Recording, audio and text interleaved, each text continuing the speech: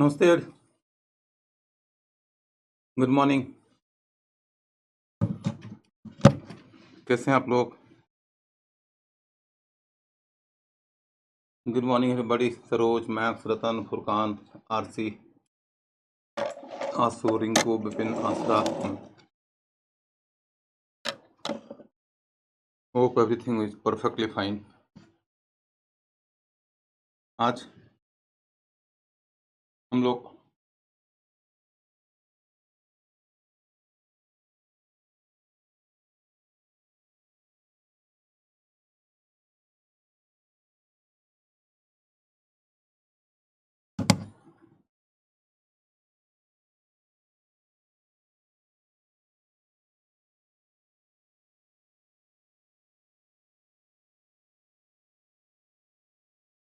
शुरू करते हैं इधर।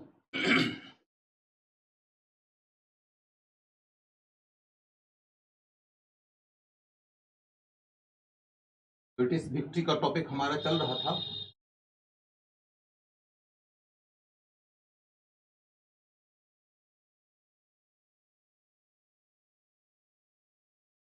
तो ब्रिटिश विक्ट्री के अंतर्गत आप लोगों को अब जीतने वाले मुद्दे को लेकर ज़्यादा नहीं पढ़ना है। थोड़ा सा हिस्सा जो उसका पढ़ना है अभी आप लोगों को, वह है सिंध। मेरे ख्याल से सिंध भी मैंने करा दिया था, एलन बरो के समय में हुआ था। नेपियर ने इसका अभियान का नेतृत्व किया था। बता, पंजाब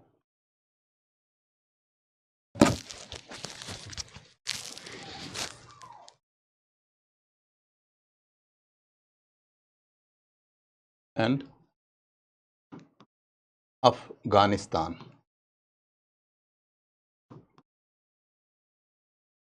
पंजाब एंड अफगानिस्तान।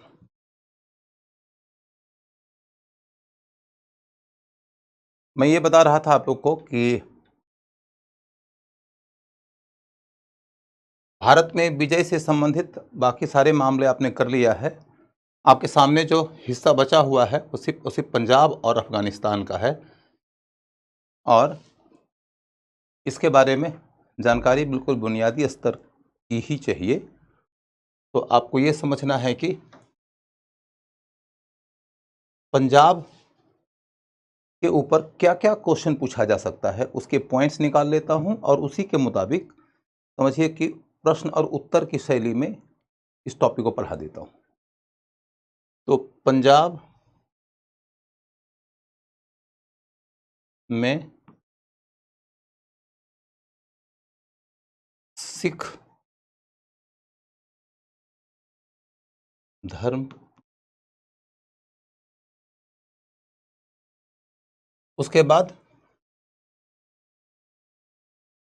सिख राजनीति,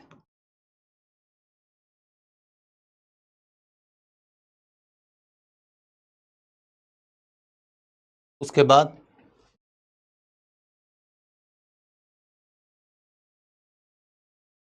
चौदह मिसल,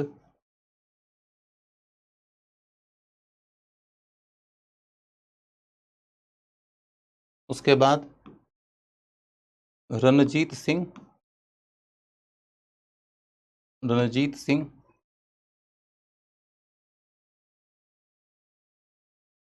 रणजीत सिंह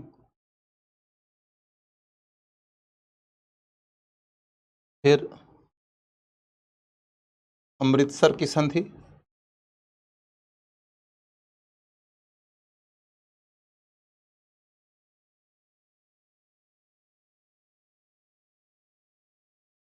फिर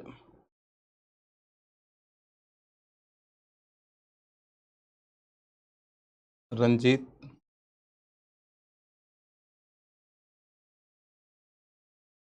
सिंह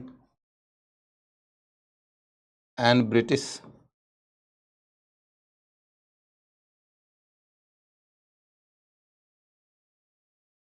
फिर सिख ब्रिटिश युद्ध।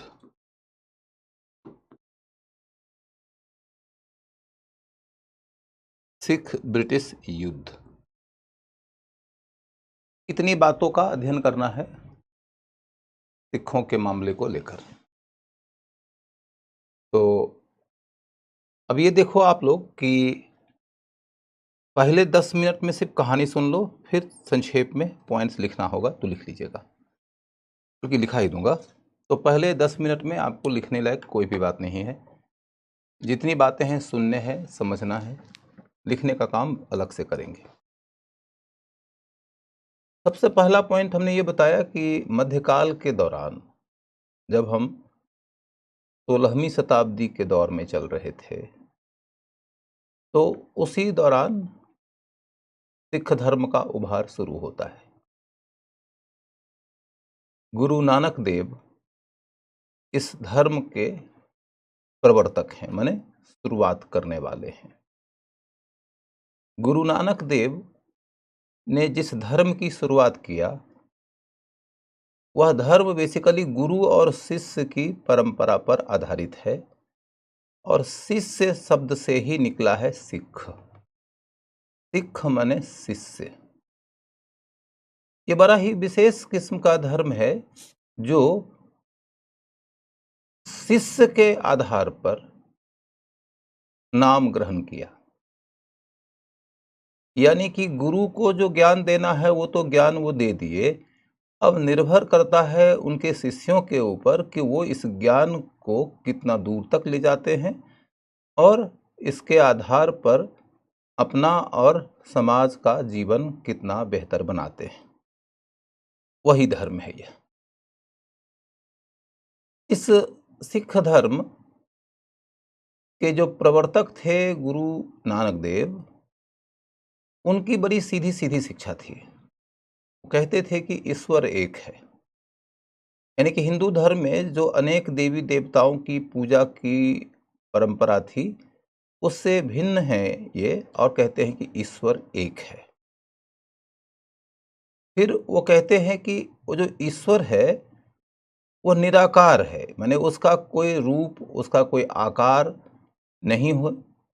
कोई आदमी यदि रूप आकार बता रहा है तो वह गलत बता रहा है, ये तो है ही नहीं।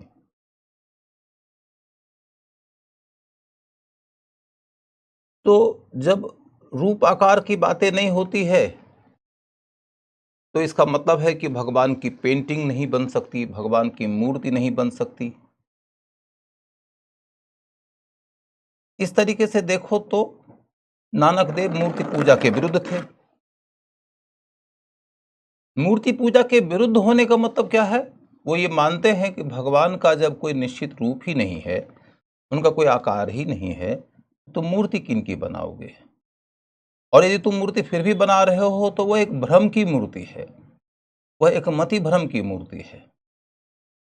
वह मूर्ति भगवान की नहीं है, तुम्हारे मन में होने वाले भ्रम की है कि तुमने इसी रूप में भगवान को देख लिया। भगवान ऐसे थोड़े न है, ये तुम्हारी कल्पना पर आधारित भगवान की मूर्ति है, ये वास्तविक भगवान की मूर्ति नहीं है। वो इस रूप में इसे इंटरप्रेट करते हैं।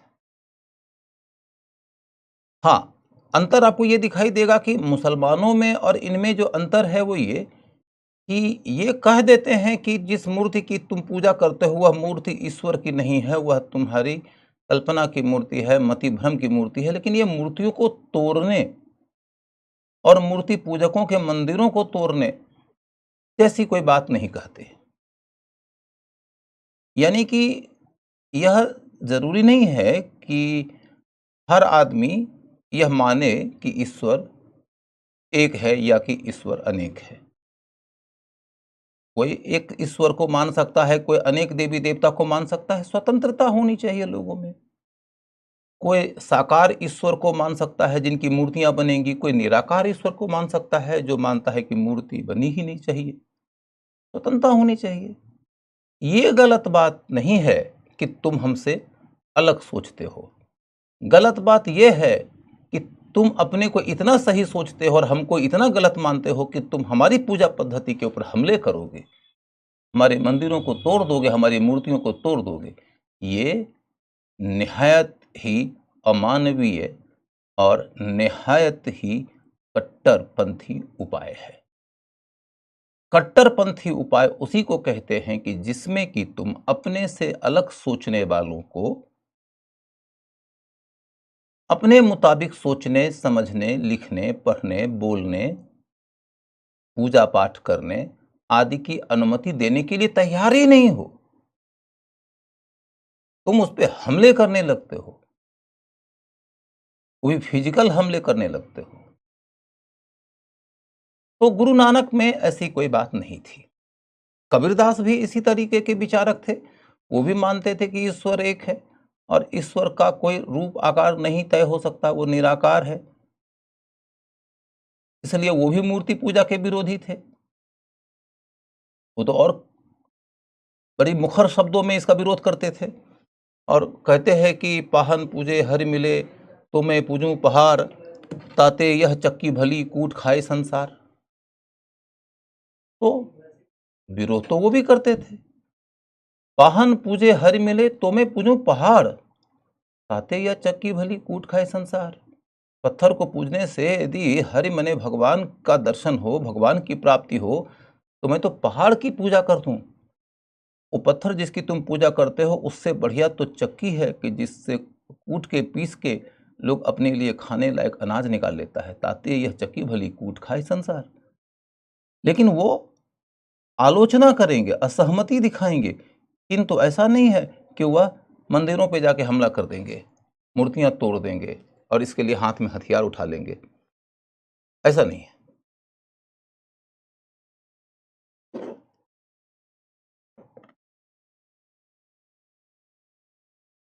अब चल के देखो, आपकी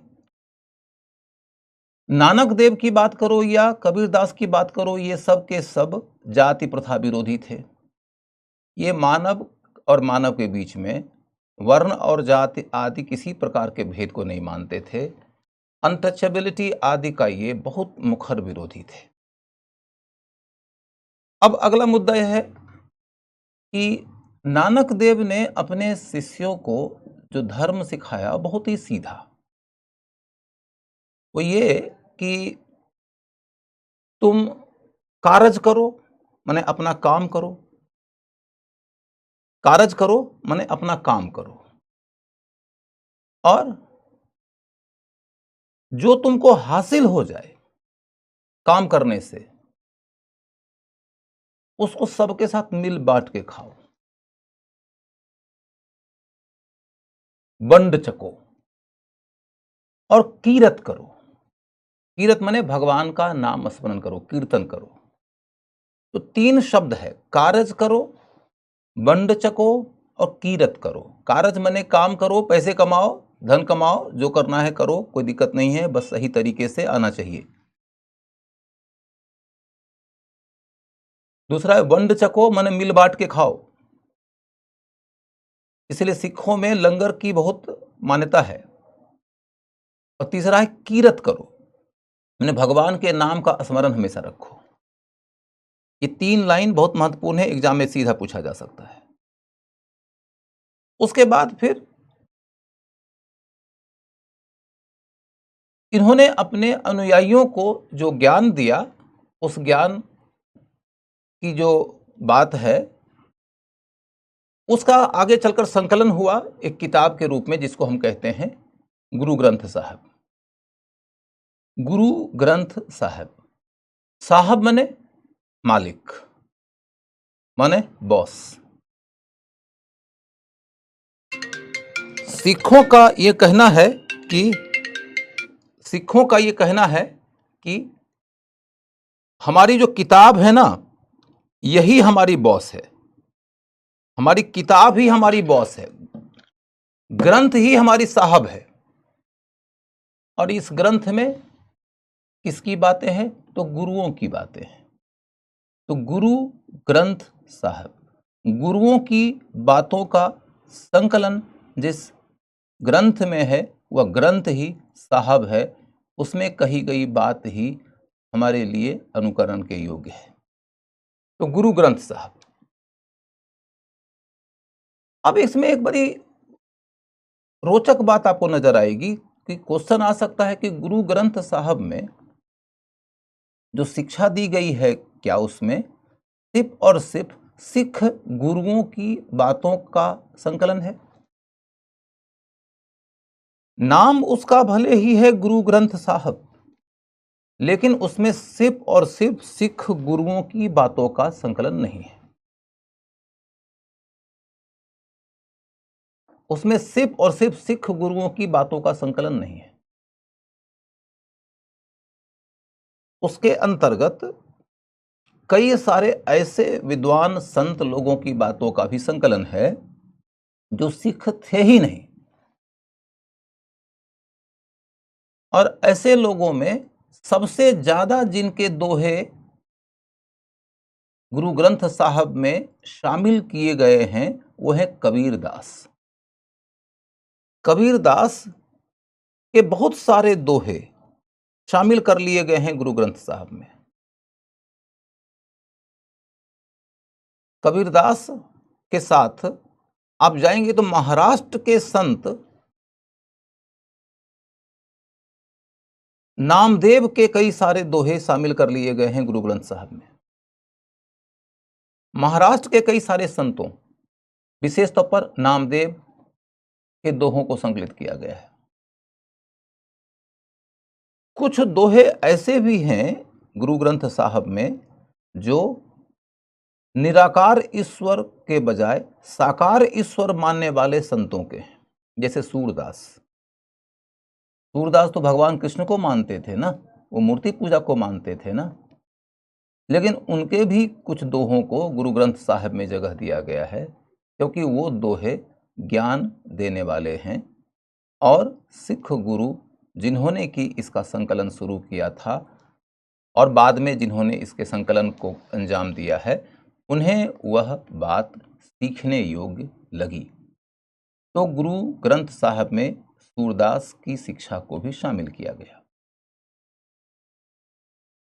एक कदम और आगे बढ़ जाइए तो आपको ये लगे कि एक बहुत बड़े सूफी संत हुए थे उस समय, बाबा फरीद। बाबा फरीद जो मुसलमान संत थे, सूफी संत थे, उनके कई सारे दोहे भी गुरु ग्रंथ साहब में शामिल किए गए हैं। यह बड़ी इंपॉर्टेंट पॉइंट है जहां से कि क्वेश्चन आ सकता है कि गुरु ग्रंथ साहब में सिर्फ और सिर्फ सिख गुरुओं के दोहे शामिल हैं। गुरु ग्रंथ साहब में सिर्फ और सिर्फ निर्गुण संतों के दोहे शामिल हैं। गुरु ग्रंथ साहब में सिर्फ और सिर्फ हिंदू संतों के दोहे शामिल हैं। तीनों गलत हो जाएगा। सिख गुरुओं के द्वारा दी गई शिक्षा तो उसमें शामिल है ही, गैर सिखों के भी दोहे हैं। गैर सिखों में ज्यादा किनके हैं? निर्गुणियों के। निर्गुणी माने वो लोग जो मानते हैं कि ईश्वर एक है, जो मानते हैं कि ईश्वर का रूप और आकार नहीं तय किया जा सकता, और जो ये मानते हैं कि मूर्ति पूजा नहीं होनी चाहिए।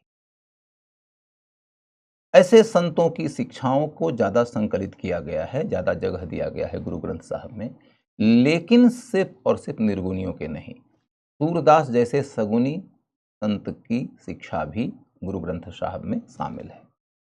और फिर सिर्फ हिंदुओं के दोहे नहीं, बाबा फरीद जैसे मुस्लिम सूफी संत की शिक्षाओं को भी गुरु ग्रंथ साहब में शामिल किया गया है।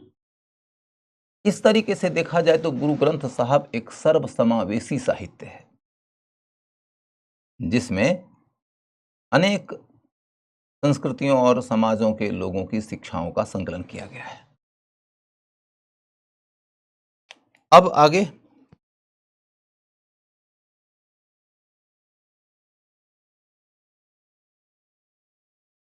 सिखों की सामान्य शिक्षा के बाद आगे बढ़कर देखते हैं, तो ये देखते हैं कि सबसे पहली बार कौन गुरु हुए थे जिन्होंने कि गुरु ग्रंथ साहब का संकलन किया। किस सिख गुरु के समय में गुरु ग्रंथ साहब का संकलन शुरू हुआ? तो वो थे गुरु अर्जुन देव। गुरु अर्जुन देव। यहां पर यह समझना जरूरी है कि नानक देव ने कहा कि ईश्वर एक है, वह निराकार है, लेकिन उस ईश्वर के बारे में लोगों को ज्ञान कैसे प्राप्त होगा, तो इसके लिए उन्होंने कहा कि गुरु की भूमिका महत्वपूर्ण है, वो तुम्हारा मार्गदर्शन करेंगे। और गुरु नानक स्वयं एक गुरु थे।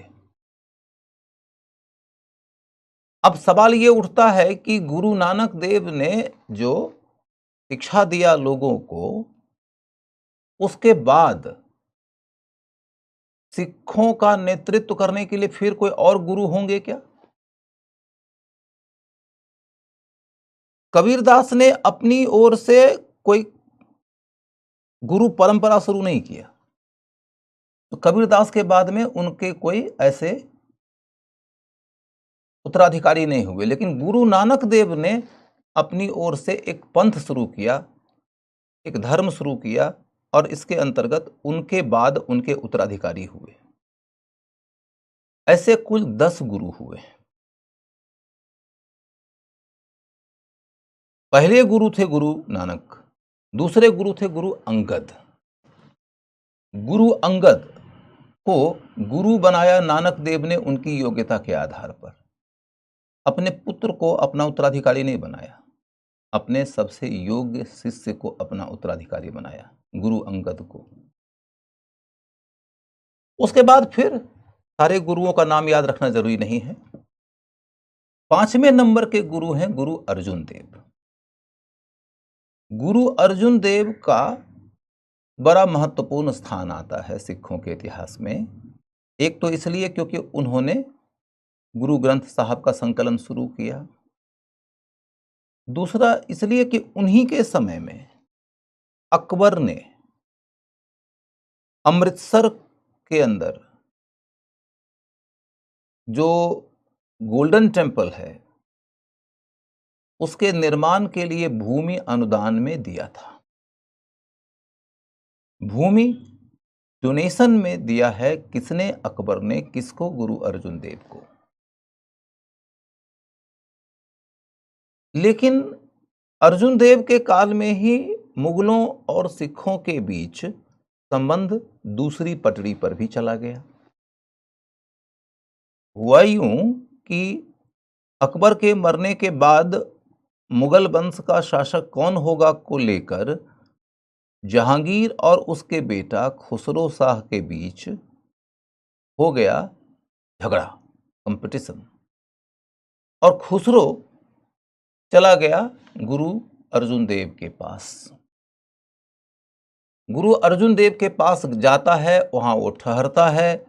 इस बात को लेकर जहांगीर नाराज होता है और मानता है कि अर्जुन देव राजनीतिक भूमिका निभा रहा है और वह हमारे दुश्मन को शरण दे रहा है, अतः हम उसको एक धार्मिक गुरु ही मात्र नहीं मानेंगे, उसकी राजनीतिक भूमिका हमारे दुश्मन के साथ होने की है तो हम उसे अपना दुश्मन मानेंगे। उनके खिलाफ कार्रवाई हुई और गुरु अर्जुन देव को फिजिकली टॉर्चर किया गया और इतना टॉर्चर किया गया कि इसी के कारण उनकी मृत्यु हो गई। इसके पहले तक सिख और मुगल के बीच का संबंध सौहार्द का था और यहां से सिखों और मुगलों के बीच का संबंध तनाव और टकराव का हो गया।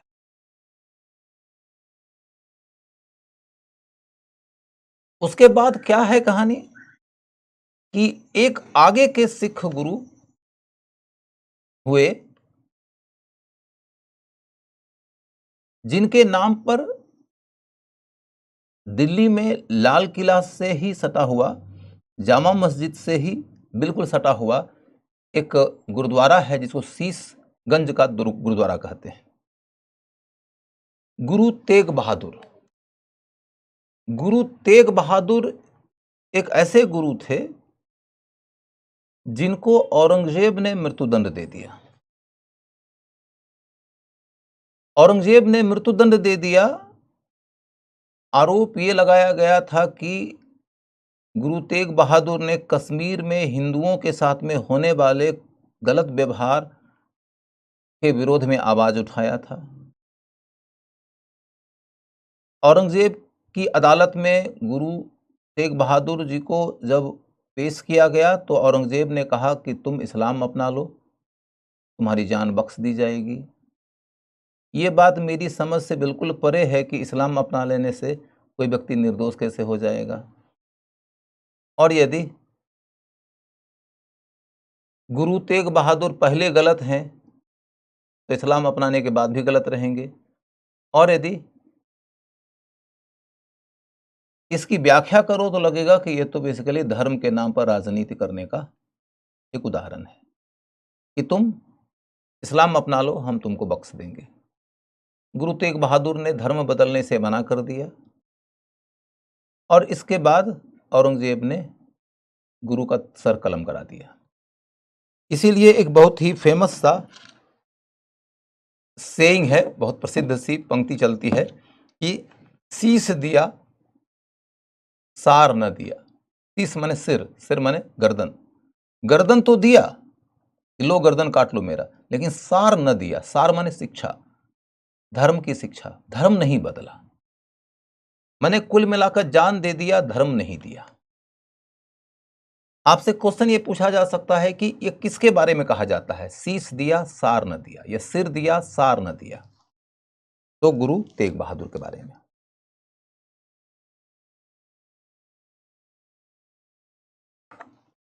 उसके बाद तब अगला मुद्दा क्या है कि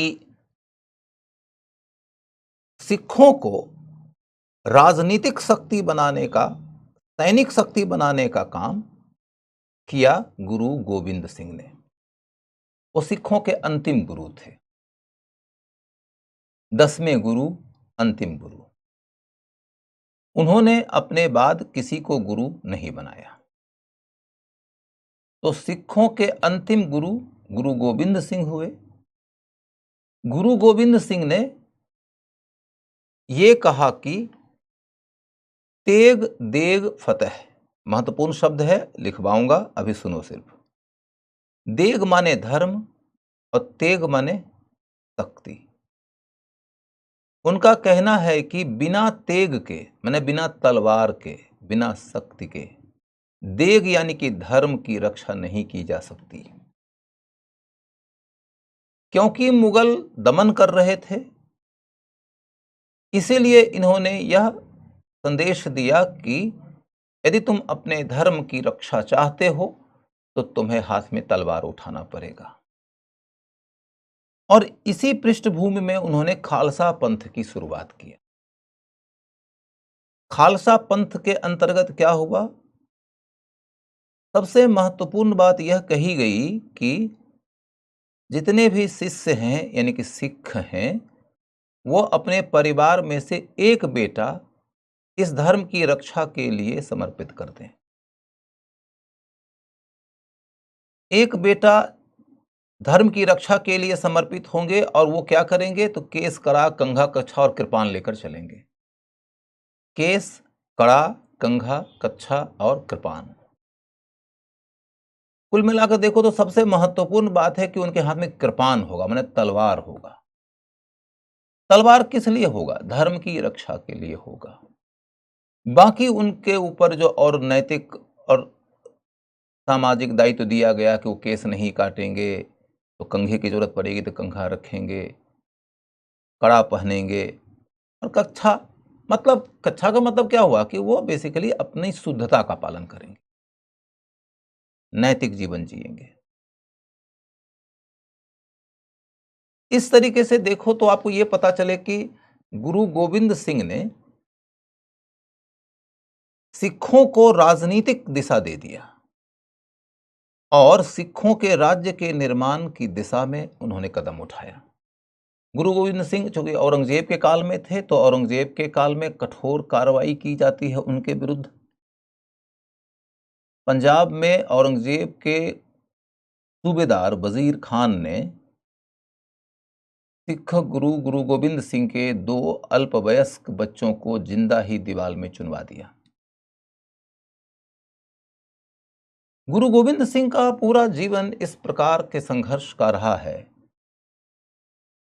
कि जिसमें कहीं जन्म हुआ, कहीं पर उन्होंने राजनीतिक सत्ता की शुरुआत किया, कहीं पर उनकी मृत्यु हुई।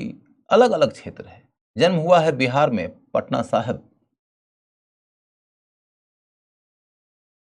समय ज्यादा बिताया उन्होंने पंजाब में, और मृत्यु होती है उनकी महाराष्ट्र में। महाराष्ट्र में मरने के पहले उन्होंने लक्ष्मण सिंह नाम के एक व्यक्ति को बंदा बहादुर नाम देकर सिखों का नेतृत्व करने के लिए पंजाब भेज दिया। वो लक्ष्मण सिंह राजपूत क्षत्रिय जो कहिए उस पृष्ठभूमि का एक व्यक्ति है, जो एक योद्धा था, लेकिन एक बार शिकार के दौरान उसके हाथ से एक पशु की हत्या होती है और पशु की पीड़ा से वह विचलित हो गया, और विचलित होकर उसने संन्यास ले लिया। संन्यास लेते हुए वो घूमने लगा, घूमते हुए वो भी महाराष्ट्र चला गया। संयोग से उस समय गुरु गोविंद सिंह भी महाराष्ट्र में थे, और गुरु गोविंद सिंह की संगति में एक दिन वो आ गया। गुरु गोविंद सिंह उसके व्यक्तित्व से कुछ प्रभावित हुए और उन्होंने पूछा कि तुम कौन हो, अपना परिचय दो। तो उस सज्जन ने कहा कि मैं आपका बंदा हूं। बंदा माने आपका सेवक हूं। तो गुरु गोविंद सिंह ने कहा कि आज के बाद तुम बंदा बहादुर कहलाओगे। क्वेश्चन आ सकता है कि बंदा बहादुर का नाम क्या था? तो लक्ष्मण सिंह। उस बंदा बहादुर को उन्होंने सिखों का नेतृत्व करने कहा, लेकिन यह भी कहा कि गुरु बन के नहीं और शासक बन के नहीं। गुरु मैं अंतिम हूं, मेरे बाद कोई गुरु नहीं होगा। उसके बाद सिखों का मार्गदर्शन गुरु ग्रंथ साहब मात्र के माध्यम से होगा। तुम यदि सिखों को जाके ये कहोगे कि तुम सिखों के बादशाह हो, तो वो तुमको अपना नेता नहीं मानेंगे। तुम बोलना कि तुम गुरु का बंदा हो, बंदा माने सेवक हो, तो फिर वो तुमको अपने सर पे बिठा लेंगे। और इस तरीके से बंदा बहादुर की शुरुआत होती है। बंदा बहादुर की दो तीन बातें बहुत उल्लेखनीय हैं। एक यह कि बंदा बहादुर ने लौहगढ़ में अपना राजनीतिक दुर्ग बनाया और पंजाब के एक बड़े इलाके पर नियंत्रण कर लिया।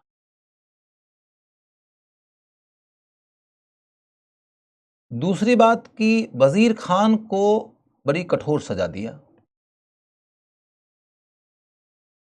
तीसरी बात यह कि बंदा बहादुर जाति भेद अनटचेबिलिटी बिल्कुल नहीं मानते थे, और इसलिए अपनी सेना में बड़ी संख्या में उन्होंने अनटचेबल्स की पृष्ठभूमि के लोगों को शामिल किया। उन्हें वो सैनिक का वेशभूषा दे रहे थे, उनको सैनिकों की तरह घोड़े दे रहे थे, और अपने गांव के प्रधान, जो उस गांव के प्रधान हैं जिस गांव से वह सैनिक बिलोंग करता है, उनको बोलते थे कि जब वो लौट के जाएगा गांव में तो तुम इनका स्वागत करो। इससे क्या हो रहा है कि पिछड़ी पृष्ठभूमि के लोगों का अपलिफ्टमेंट भी हो रहा है, और अपलिफ्टमेंट भी ऐसा नहीं कि जिसके कारण सोशल हार्मनी बिगड़ रही हो। अगरी जाति का आदमी जो गांव का प्रधान है, वह अपने घर और गांव के प्रतिष्ठित लोगों के साथ, महिलाओं के साथ इस व्यक्ति का स्वागत करता है। जो व्यक्ति अनटचेबल जाति का है, लेकिन वह व्यक्ति अब बंदा बहादुर का अनुयायी है, और वह व्यक्ति घोड़े पे सवार सैनिक वेशभूषा में आया है, जो धर्म की रक्षा करने की जिम्मेदारी उठाया है। तो इससे क्या हो रहा है कि अनटचेबल्स की उन्नति और समाज के लोगों के साथ सौहार्द, ये दोनों बढ़ रहा है। इसीलिए बंदा बहादुर को लेकर यह क्वेश्चन पूछा जा सकता है। एक बात और बंदा बहादुर को लेकर उल्लेखनीय है, वो ये कि बंदा बहादुर ने बहुत धनी मानी लोगों से भूमि वगैरह छीना है और गरीबों के बीच में भूमि का वितरण किया है।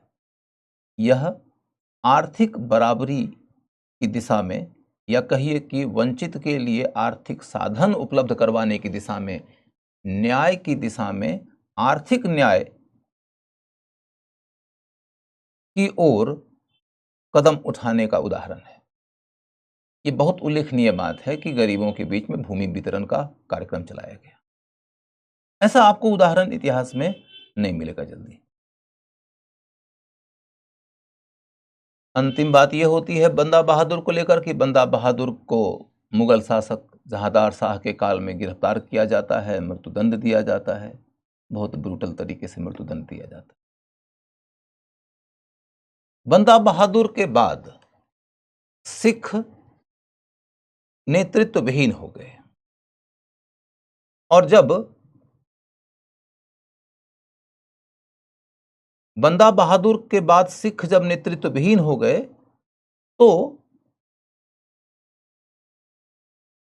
फिर अलग अलग क्षेत्रों में अलग अलग सिख सरदारों के नेतृत्व में उनके शासन की व्यवस्था चलने लगी।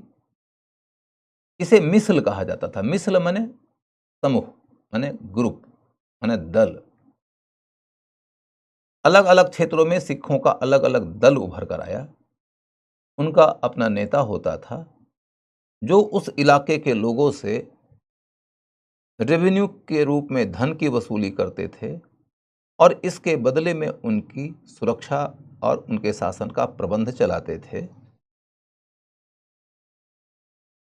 सारे सिख मिसल, जिनकी कुल संख्या 14 थी, वो एक दूसरे से अलग थे। उनका कोई कॉमन नेतृत्व नहीं था। एक दूसरे से अलग ही नहीं, एक दूसरे से स्पर्धी भी थे। एक दूसरे की भूमि के ऊपर कब्जा भी करने की कोशिश करते थे। एक दूसरे से युद्ध भी होता था।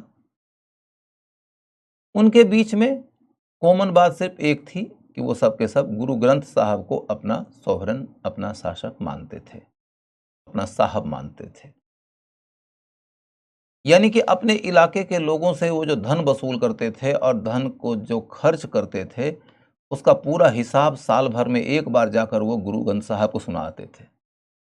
रविंदर साहब में, अमृतसर में जाकर हिसाब दे आते थे। किसको? किसी व्यक्ति को नहीं, गुरु ग्रंथ साहब को। यानी सब के सब अपने लोगों को यह कहते थे कि हम सिख धर्म के मुताबिक गुरु ग्रंथ साहब का सम्मान करते हुए उसकी शिक्षाओं के अनुकूल आपका नेतृत्व कर रहे हैं। अंतर सिर्फ इतना है कि पहले बंदा बहादुर के नेतृत्व में सारे सिख एक तरफ थे, उसके पहले गुरु गोविंद सिंह के नेतृत्व में सारे सिख एक थे, उसके पहले अन्य गुरुओं के नेतृत्व में सारे सिख एक थे। अब कोई गुरु रहे नहीं, कोई बंदा बहादुर भी नहीं रहा, कोई राजा नहीं है जो सबका नेतृत्व करे। इसलिए मिसलों की संख्या अनेक हो गई, सब अलग अलग क्षेत्रों में नेतृत्व करते हैं। अब इसका लाभ किसको मिलता है? इसका लाभ मिलता है अफगान हमलावरों को। इसका लाभ मिलता है अफगान हमलावरों को। पहले अहमद शाह अब्दाली ने, बल्कि उसके पहले नादिर शाह ने लूटपाट किया, फिर अहमद शाह अब्दाली ने लूटपाट किया।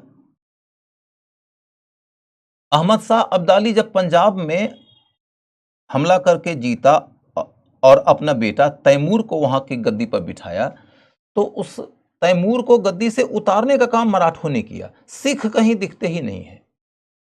ये भूमि पंजाब की है, ये भूमि सिखों की है।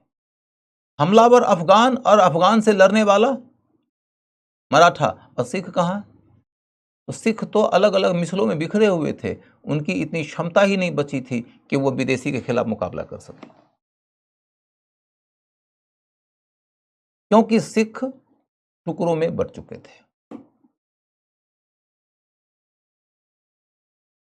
तो पहले नादिर शाह का हमला, फिर अहमद शाह अब्दाली का हमला, फिर जमान शाह का हमला, और सिखों को लगातार अफगानियों के हमले, लूटपाट, कत्लेआम का शिकार होना पड़ा। किंतु जब 18वीं शताब्दी समाप्त हो रही थी, तब उन्हीं मिसलों में से एक मिसल है सुकर चकिया नाम का।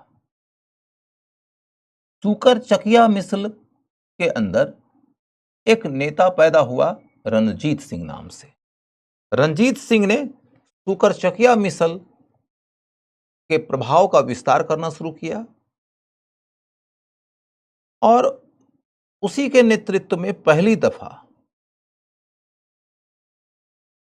सिखों के एक बड़े साम्राज्य का निर्माण हुआ। सिखों के बड़े साम्राज्य का निर्माण जो हुआ है, उस साम्राज्य की सीमा कहां-कहां तक है?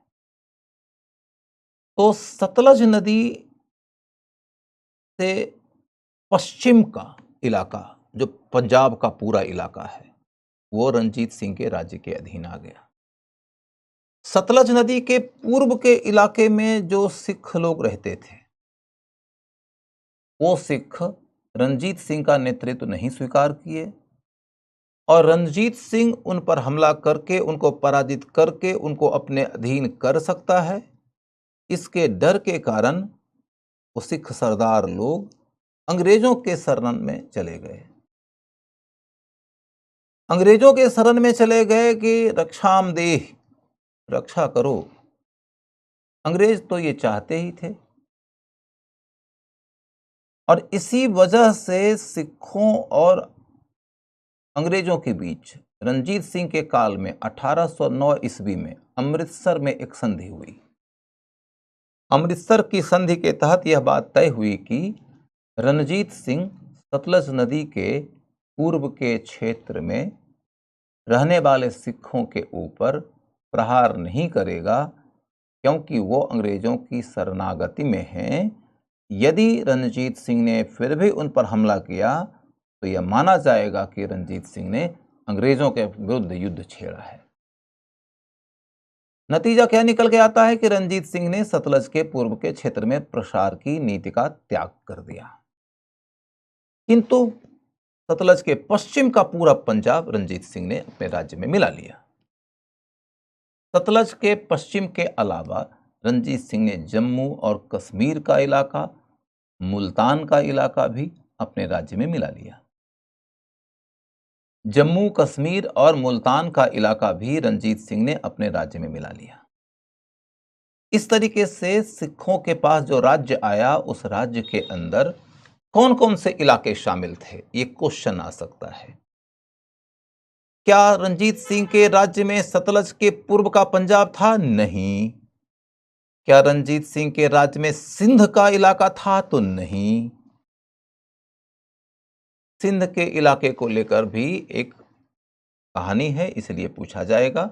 वो ये कि रणजीत सिंह जब राज कर रहे थे तो रणजीत सिंह के 1830 के दौर के शासन के क्रम में ब्रिटिश गवर्नर जनरल आया Lord William Bentinck. Lord William Bentinck ने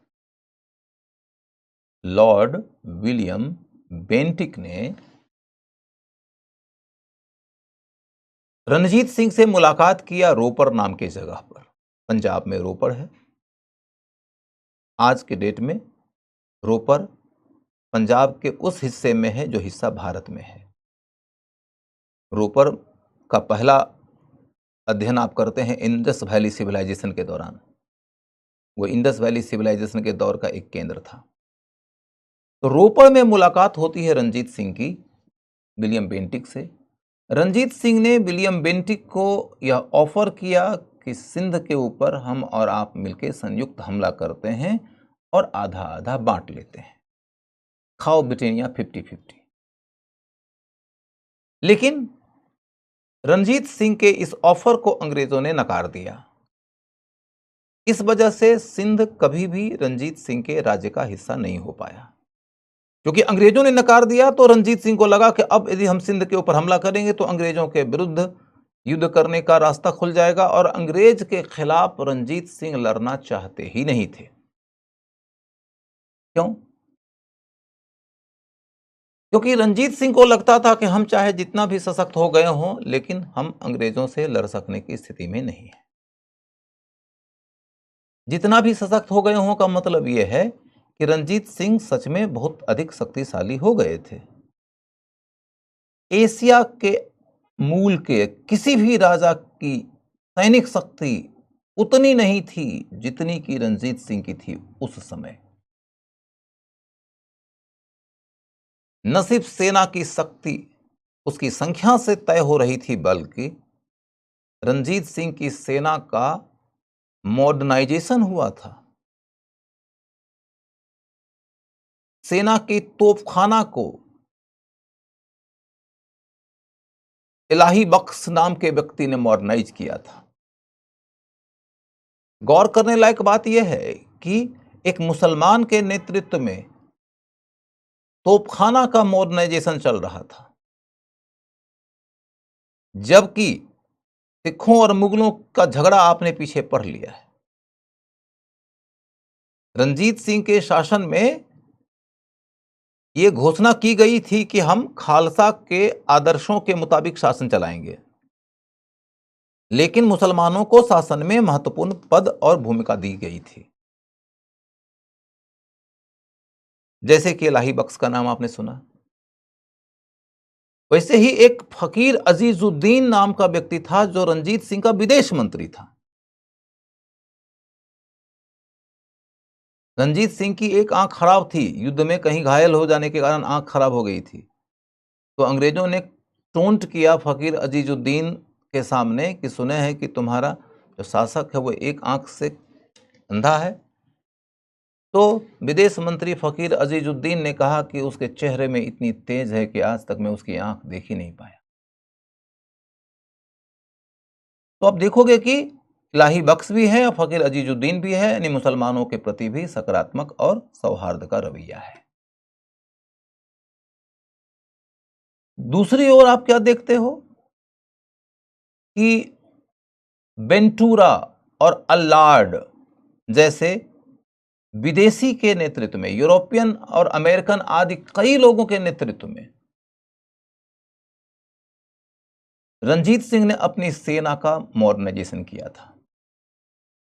एक सैनिक टुकड़ी बनाया था जिसका नाम था फौज खास, खास किस्म की सेना, जो यूरोपीय सैनिक तकनीकी प्रशिक्षण आदि के माध्यम से निपुण बना दी गई थी, जिसके लड़ सकने की क्षमता यूरोपियन सैनिक टुकड़ी की ही तरह थी।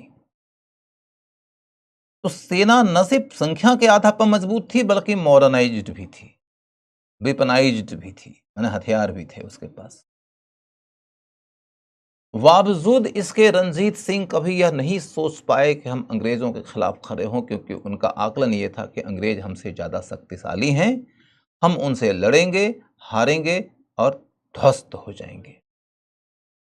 इसीलिए रणजीत सिंह ने अंग्रेजों से लड़ने की संभावना को अवॉइड किया। इसी वजह से उन्होंने पहले अमृतसर के संधि भी स्वीकार कर लिया और बाद में सिंध के ऊपर हमला करने से भी मना कर दिया, क्योंकि अंग्रेज ने असहमति जाहिर किया था। अब अंतिम बात यह आती है कि अंतिम बात का मतलब रणजीत सिंह के बारे में अंतिम बात, रणजीत सिंह के समय में अंग्रेजों ने यह तय किया कि वह अफगानिस्तान पे हमला करेंगे। अंग्रेजों ने यह तय किया कि वह अफगानिस्तान पर हमला करेंगे और अफगानिस्तान के क्षेत्र में अपनी मर्जी के एक व्यक्ति को वहां का शासक बनाएंगे।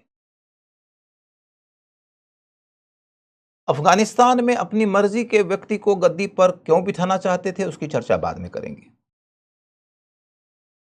अपनी मर्जी के व्यक्ति को गद्दी पर बिठाने की कोशिश में अंग्रेजों ने शाह सूजा नाम के एक व्यक्ति का चयन किया, जो पहले अफगानियों का अमीर था, अमीर माने शासक, जिसे वहां षड्यंत्र के रास्ते अपदस्थ कर दिया गया था, हमने गद्दी से उतार दिया गया था। और वह शाह सूजा दर बदर हो रहा था, सहायता की खोज कर रहा था कि आप हमको सहयोग दो, आपकी सहायता से हम अफगानिस्तान की गद्दी पर बैठना चाहते हैं। इस क्रम में वह रणजीत सिंह के पास भी आया था और रणजीत सिंह को अपना साथ देने के लिए तैयार करने हेतु उपहार स्वरूप वो हीरा दिया था, जिसे आप कोहिनूर के नाम से जानते हैं। कोहिनूर माने, नूर माने रोशनी, कोह माने पर्वत, पर्वत की रोशनी। कोहिनूर उसे कहा गया था तब जब वह अफगानिस्तान गया था, पहले उसका ऐसा कोई नाम नहीं था। नादिर शाह जब लूट के ले गया था तो उसे पर्वत, चूंकि अफगानिस्तान का इलाका पर्वतीय है, पर्वत का नूर का नाम दिया गया था। जैसे ना नूर जहां, जहां का नूर, वैसे कोहिनूर। अलग अलग टाइटल है कोई इंसान का, कोई बेजुबान पत्थर का। मूल्य जब बढ़ जाता है तो उसके साथ ऐसे ही उपमान जुड़ जाते हैं। वह न किसी को प्यासे को पानी दे सकता है, न किसी भूखे को रोटी दे सकता है, न किसी अशिक्षित को शिक्षा दे सकता है, लेकिन चाहे प्यासा हो, चाहे पानी वाला हो, चाहे निरक्षर हो, चाहे साक्षर हो, चाहे धनी हो, निर्धन हो, उस चमकदार पत्थर के टुकड़े के पीछे अपनी चमक खोने के लिए हमेशा तैयार रहता है। तो इसलिए उसकी इतनी अच्छी उपाधि हो गई, कोहिनूर।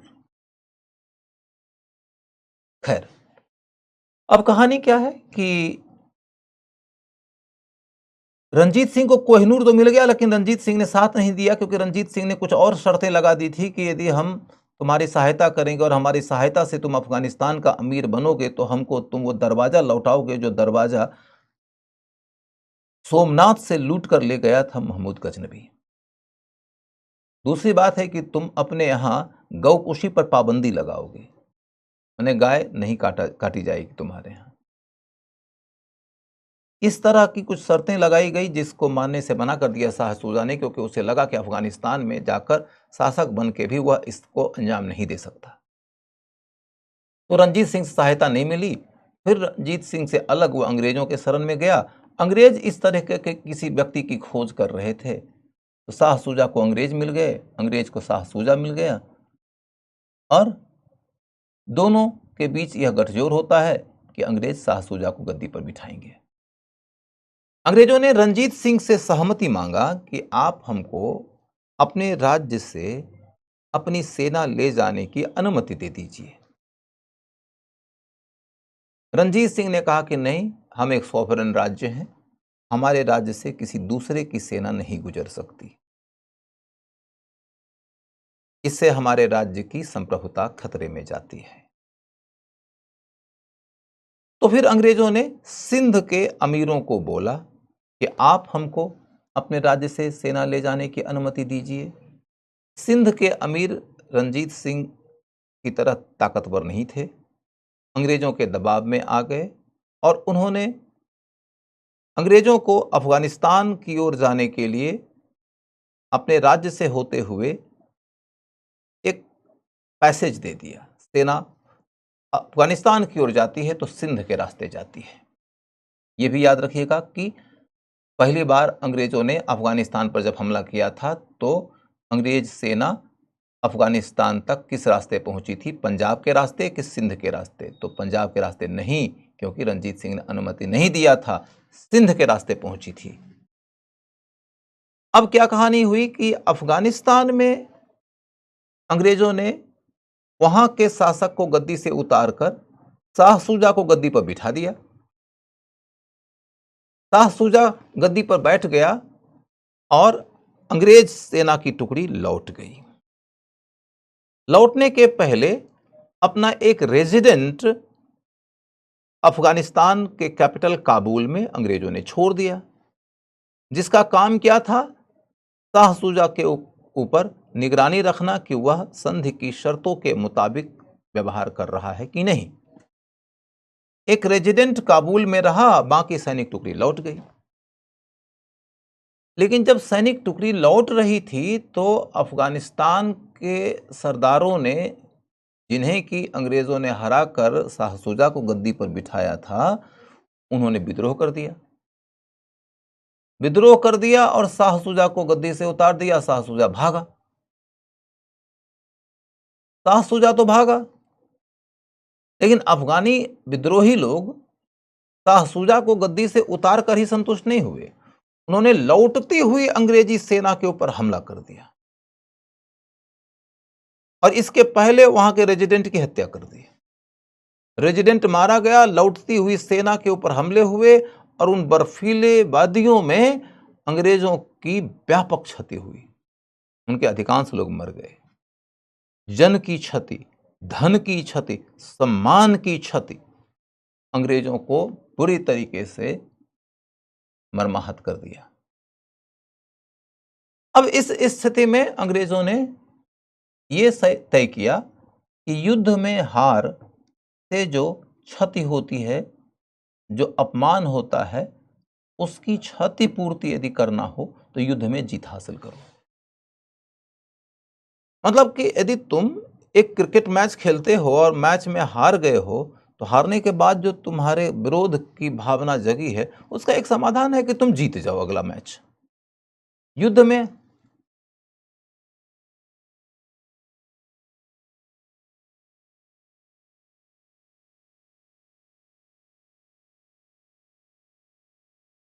युद्ध की जो हार होती है उसकी क्षतिपूर्ति युद्ध के जीत से होती है। तो इसी क्रम में अंग्रेजों ने 1843 ईस्वी में सिंध के ऊपर हमला किया। सिंध के अमीर को, यानी वहां के शासक को, यह कहा कि जब हमारी सेना सिंध के रास्ते अफगानिस्तान की ओर जा रही थी, तो उस समय तुमने हमारी सेना को दिग्भ्रमित किया था, उनको रास्ते गलत बताया था, इस तरीके से तुमने हमारे साथ दुश्मनी निभाया है, अतः तुमको हमारी कठोर शर्तों का सामना करना पड़ेगा, उन कठोर शर्तों को स्वीकार करना पड़ेगा, नहीं तो हम तुम पर हमला कर देंगे। सिख अमीरों को ये बात समझ में आ गई कि अंग्रेज बेसिकली हम पर हमला करके हमको अपने राज्य में मिलाने के लिए प्रतिबद्ध हैं, इसलिए उन्होंने अंग्रेजों की ओर से रखी गई शर्तों को स्वीकार कर लिया। लेकिन अंग्रेजों को इस बात का यकीन था कि हमारी शर्तें इतनी गैर वाजिब और इतनी कठोर है कि सिंध के अमीर इसे कभी स्वीकार नहीं करेंगे। इसीलिए नेपियर के नेतृत्व में एक सैनिक टुकड़ी तैयार थी कि जैसे ही उधर से यह खबर मिलेगी कि अमीरों ने हमारी शर्तें मानने से मना कर दिया, वैसे ही हमला कर देंगे। हुआ ये कि नेपियर ज्यादा उत्साही निकला, वह इस तरह की खबर आने के पहले ही हमला कर दिया, क्योंकि उसको यह यकीन था कि अमीर शर्तें स्वीकार करेंगे नहीं, जबकि अमीरों ने शर्तें स्वीकार भी कर लिया था, फिर भी हमला कर दिया। कुल मिलाकर सीधे सीधी बात है कि सिंध के ऊपर उन्होंने हमला करके उसको अपने राज्य के अंदर मिला लिया 1843 में, तब जबकि गवर्नर जनरल लॉर्ड एलनबरो था। इसको लेकर खूब चर्चा हुई है इतिहासकारों के बीच में, इसलिए क्वेश्चन पूछा जा सकता है कि किसने अभियान किया था, तो नेपियर ने, गवर्नर जनरल कौन था, तो एलनबरो। अब कहानी यह है कि रणजीत सिंह तो 1839 ईस्वी में मर गए। रणजीत सिंह के मरने के 10 वर्षों के अंतराल में सिख राज्य अंग्रेजों के अधीन आ गया। सिख राज्य 10 वर्षों के अंतराल में ही अंग्रेजों के अधीन आ गया। क्यों? 10 वर्षों के अंतराल में ही अंग्रेजों के अधीन क्यों आ गया? अब थोड़ा सा धैर्य रखना, मात्र 3-4 मिनट में यह कहानी खत्म होने वाली है। 3-4 मिनट में यह कहानी खत्म हो जाएगी, थोड़ा सा धैर्य रखना। मात्र 10 वर्षों के अंतराल में सिख राज्य खत्म हो गए, अंग्रेजों के अधीन आ गया। क्योंकि रणजीत सिंह के मरने के बाद सिखों में उत्तराधिकार का युद्ध शुरू हो गया, और जब कभी उत्तराधिकार का युद्ध शुरू होता है तो स्वाभाविक रूप से दरबारों में गुटबंदी भी होती है। कोई एक गुट के साथ, कोई दूसरे गुट के साथ खड़ा हो जाता है, और इस तरीके से अमीर बोल रहा हूं, दरबारियों के अंदर भी गुटबंदी शुरू हो गई, दरबारियों में गुटबंदी शुरू हो गई।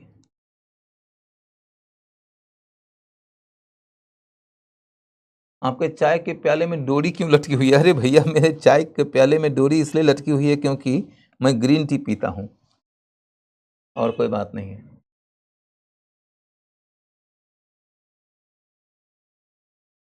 तो मैं ये बोल रहा हूं कि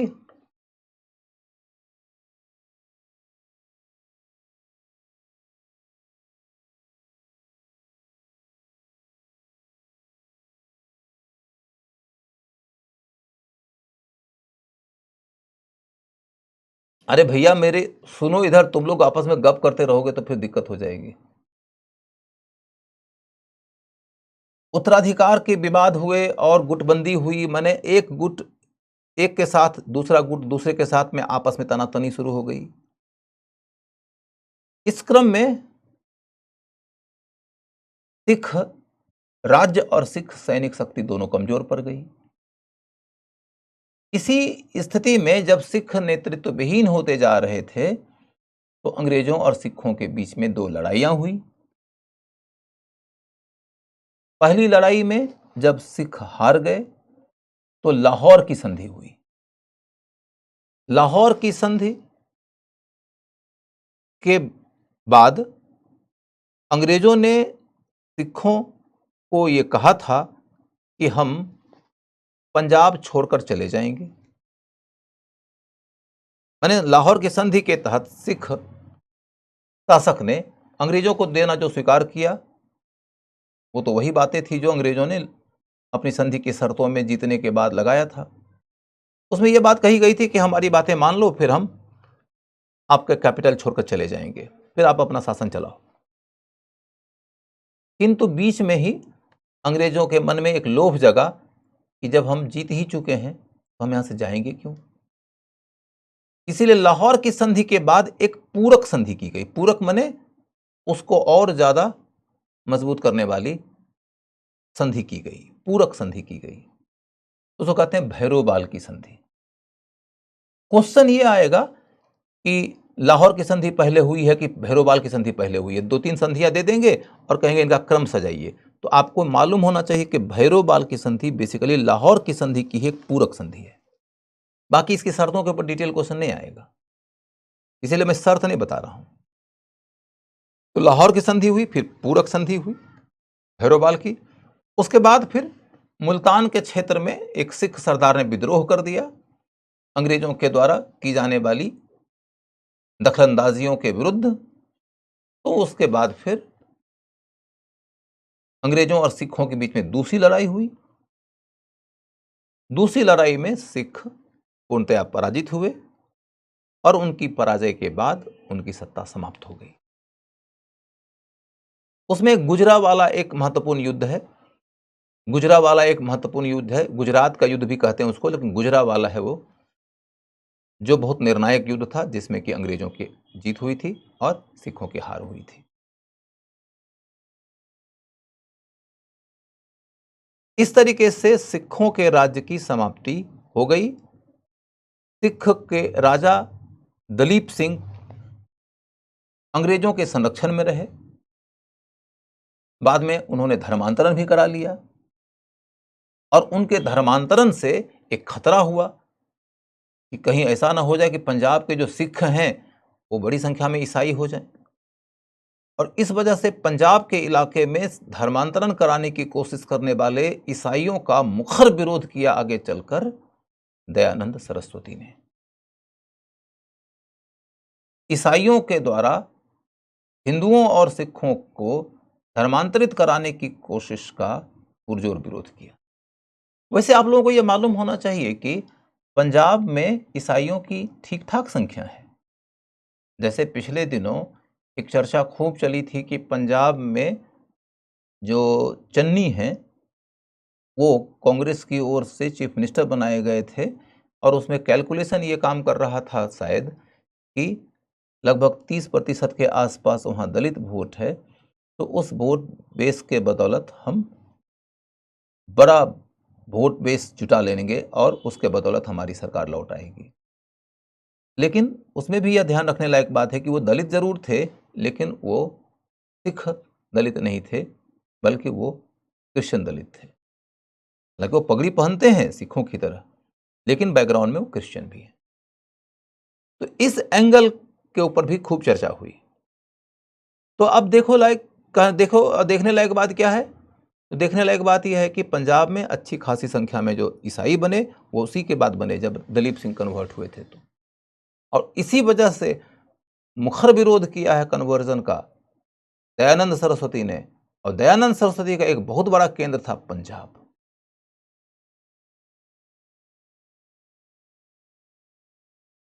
अब कितनी कहानी सुन लिए हो, इसके पॉइंट्स लिखो।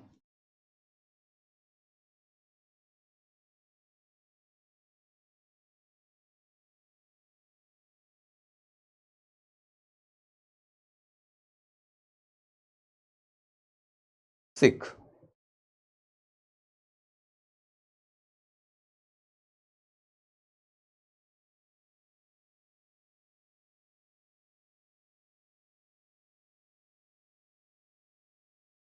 पहला पॉइंट,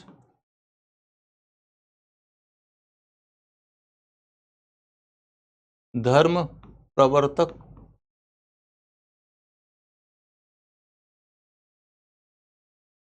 कौन थे? गुरु नानक। धर्म प्रवर्तक कौन थे?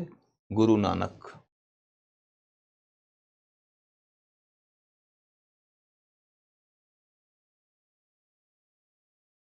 उसके बाद धर्म की शिक्षा क्या है? शिक्षा क्या है? एकेश्वरवाद।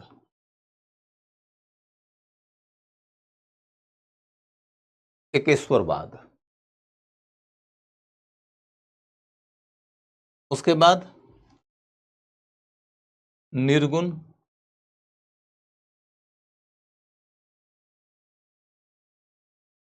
निराकार।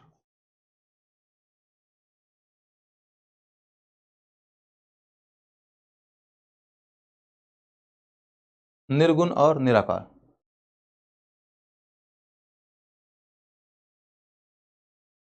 उसके बाद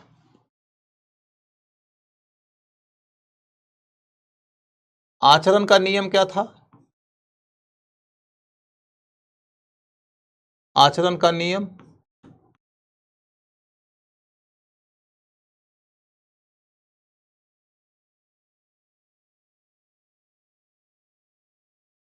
कारज करो,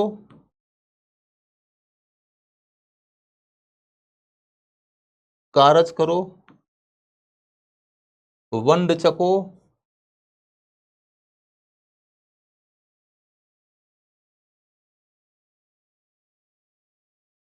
कीरत करो।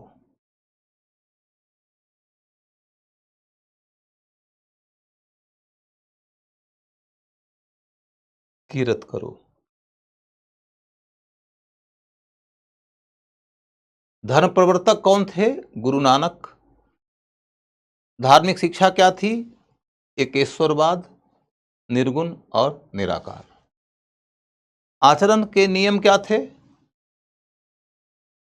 कारज करो, वंड चको, कीरत करो। कारज माने काम करो, वंड चको माने बांट कर खाओ,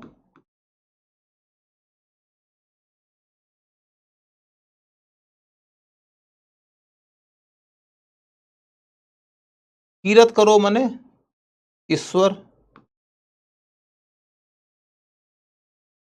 का नाम जपो,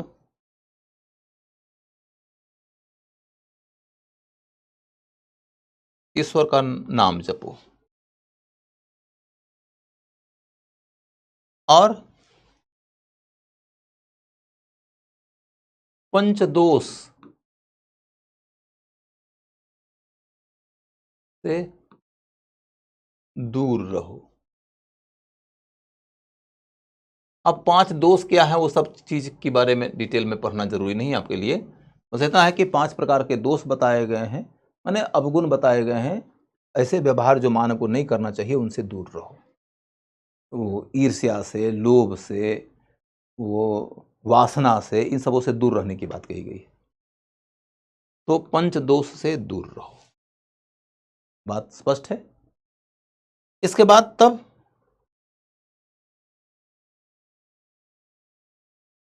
अगला है 10 गुरु। 10 गुरु हुए। 10 गुरुओं के अंतर्गत आपको क्या देखना है? सेकंड गुरु कौन थे?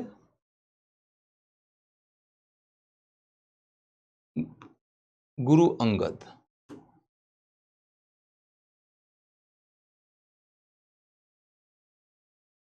अंगद यह रखना है ध्यान कि गुरु अंगद गुरु गोविंद माफ करिए, गुरु अंगद गुरु नानक देव के पुत्र नहीं थे।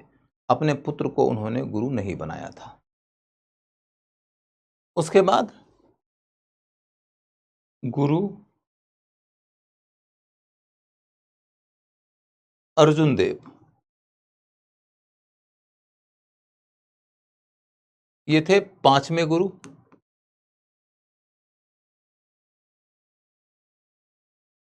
गुरु अर्जुन देव थे 5वें गुरु। उसके बाद गुरु अर्जुन देव 5वें गुरु थे। अगला पॉइंट क्या है?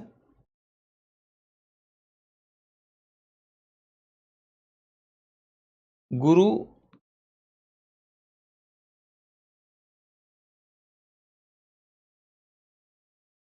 अर्जुन देव ने या उन्होंने अर्जुन देव ने गुरु अर्जुन देव ने गुरु ग्रंथ साहब का संकलन किया।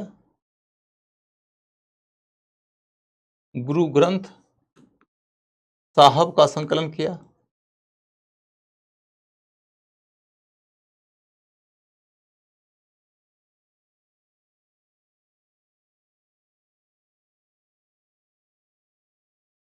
गुरु अर्जुन देव ने गुरु ग्रंथ साहब का संकलन किया। गुरु अर्जुन देव ने गुरु ग्रंथ साहब का संकलन किया।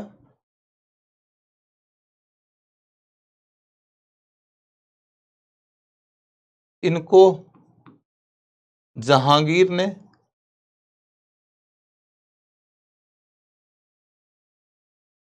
दंडित किया।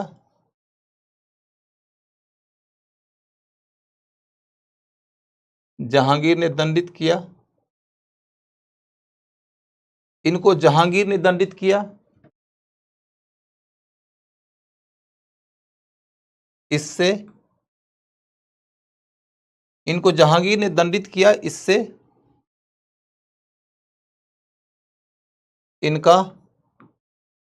इनकी मृत्यु हो गई।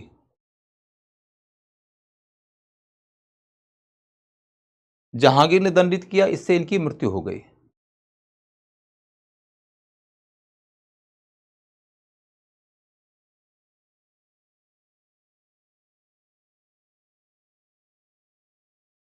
ये देखो, तुम लोग गप करने आए हैं रे। हमसे दोस्ती करना है, किससे दोस्ती करना है, सब दोस्ती करने के लिए मतलब लगता है कि जैसे फ्रेंडशिप के लिए चैटर्स बॉक्स हो गया है ये। इस तरीके से पढ़ाई होगी? तुम लोगों ने पढ़ने का माहौल बिगाड़ रखा है और ऑनलाइन में ये बड़ी समस्या रहती है। यदि विद्यार्थी मेरे सामने हो तो मैं उसका कान पकड़ के उसको उसी समय क्लास से निकाल दूं। ये यूपीएससी की तैयारी का तमाशा बना रखा है बच्चों ने। आईएएस बनना सपना है और क्लास के दौरान ऐसे लग रहा है जैसे कि रिश्ता बनाओ प्लेटफॉर्म ज्वाइन कर लिया है।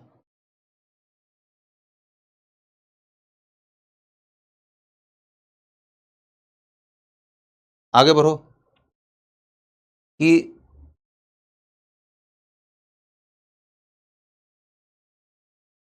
पांचवें गुरु के बाद फिर खुसरो जहांगीर का बेटा था। हाँ हाँ, सही बात है।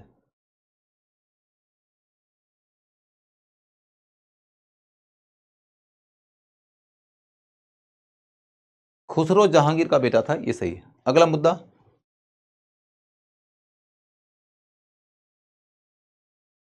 कि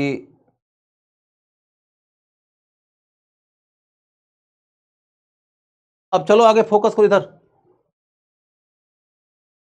गुरु तेग बहादुर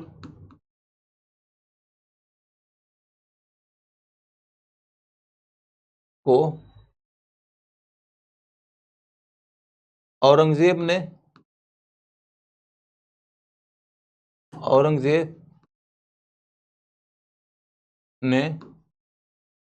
मृत्युदंड दिया था।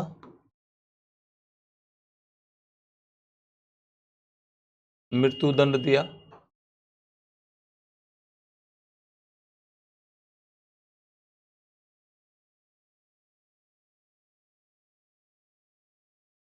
इनको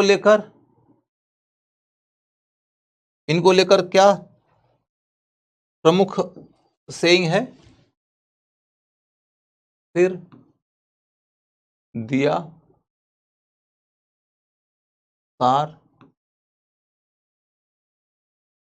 नहीं दिया, न दिया। सार का मतलब है धर्म। धर्म। फिर दिया सार न दिया। फिर दिया सार न दिया।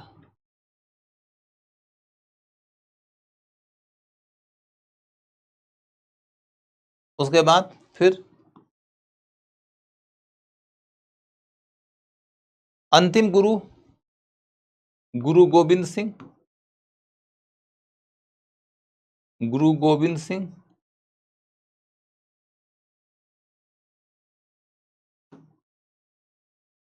अंतिम गुरु गुरु गोविंद सिंह। गुरु गोविंद सिंह जन्म पटना, आज के दिन वो पटना साहिब कहलाता है। जन्म पटना साहिब। मृत्यु महाराष्ट्र में नांदेड़। महाराष्ट्र में नांदेड़ में।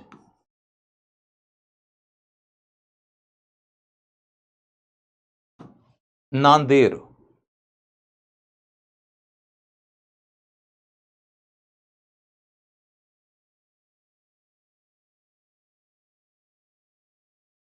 मृत्यु नांदेड़ में हुई है, महाराष्ट्र में। इसीलिए सिखों का एक पवित्र धाम नांदेड़ भी है। इसके बाद इन्होंने तेग देग फतह का विचार दिया।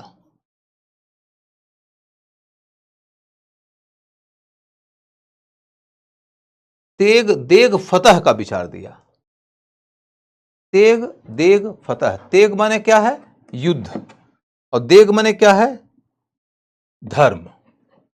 तेग और देग दोनों को मिला के ही जो फतह होगा वही फतह सुचारू और सस्टेनेबल हो सकता है। धर्म की रक्षा करने के लिए पीछे से सैनिक शक्ति का होना जरूरी है, नहीं तो धर्म को अधर्मी टिकने नहीं देंगे, चलने नहीं देंगे, उसका दमन कर देंगे। जैसे तुम देखो कि रामायण में क्या कहानी हुई है कि जब राम और लक्ष्मण अभी कम आयु में ही थे तो गुरु विश्वामित्र आते हैं और दशरथ जी से कहते हैं कि हमें अपने 2 बेटे दे दीजिए। यज्ञ को नष्ट करने वाले, नुकसान पहुंचाने वाले, धर्म की हानि करने वाले राक्षसी शक्तियों से लड़ने के लिए हमको इनकी जरूरत है। तो राम की जरूरत क्यों पड़ी? धर्म की रक्षा के लिए। धर्म की रक्षा वो पंडित जी काहे न कर लिए जो यज्ञ कराते थे? तो पंडित जी तो धर्म के ज्ञानी थे, उसके आचरण के नियमों का पालन करते थे उसका जो कर्मकांड है उसका पालन करते थे, उसकी जो दार्शनिक शिक्षा है उससे वो भली भांति परिचित थे, लेकिन वो गुरु थे, वो ज्ञानी थे, वो योद्धा नहीं थे। और बिना योद्धा के अधर्मियों से लड़ोगे कैसे? तुम्हारे ज्ञान की रोशनी में पूरी दुनिया नहा सकती है, लेकिन दिक्कत यह है कि कोई अधर्मी आएगा, वो तुमको तुम्हारे खून में नहला देगा। तो उस समय जब कोई अधर्मी तुम्हारे ऊपर हथियार चला रहा है, तो उसका हाथ काटने के लिए फिर कोई राम चाहिए, फिर कोई लक्ष्मण चाहिए, फिर कोई अर्जुन चाहिए, फिर कोई कृष्ण चाहिए। जब कृष्ण कहते हैं कि यदा यदा हि धर्मस्य ग्लानिर्भवति भारत अभ्युत्थानम् अधर्मस्य तदात्मानं सृजाम्यहम्, तो इसका क्या मतलब है? इसका वही मतलब है कि जो गुरु गोविंद सिंह ने कहा है, तेग देग फतेह। समझ गए कि धर्म की रक्षा करना है तो हाथ में तलवार होना चाहिए। अब इसके बाद चल के देखो, पाकिस्तान के ननकाना साहब के साथ में संबंध गुरु नानक देव का है, गुरु नानक देव का। अब चल के देखो कि तेग देग फतह के लिए गुरु गोविंद सिंह ने खालसा पंथ की शुरुआत किया। खालसा पंथ की शुरुआत किया।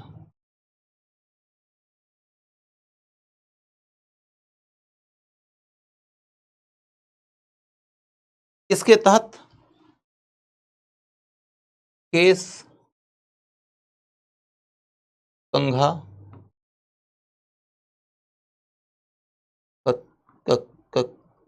कच्छा,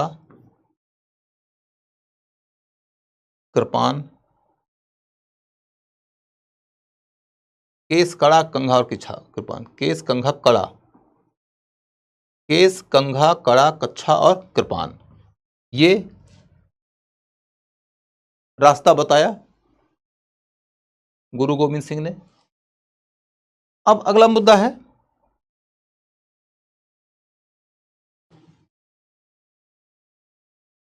गुरु गोविंद सिंह ने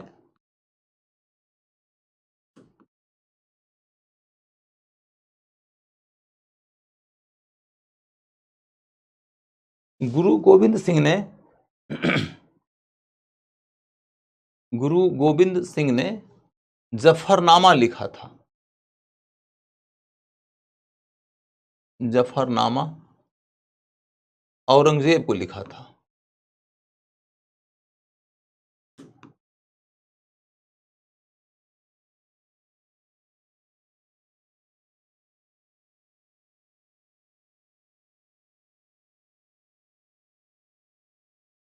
जफरनामा औरंगजेब को लिखा था। अब ये जफरनामा क्या है? जफरनामा क्या है?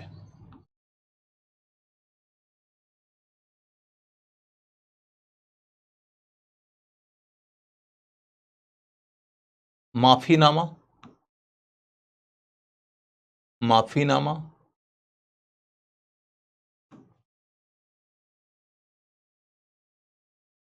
प्रायश्चित का पत्र,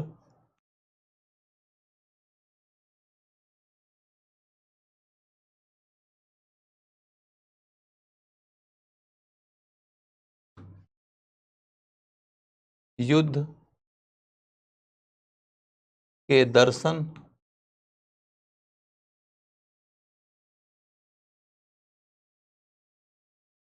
युद्ध के दर्शन की बात करने वाला पत्र,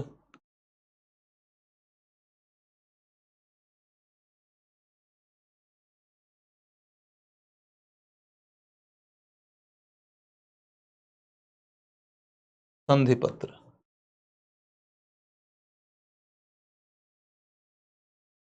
संधि पत्र। उत्तर दो। हो सकता है कि नहीं मालूम होगा, कोई दिक्कत नहीं, कोशिश करो, लॉजिक लगाओ।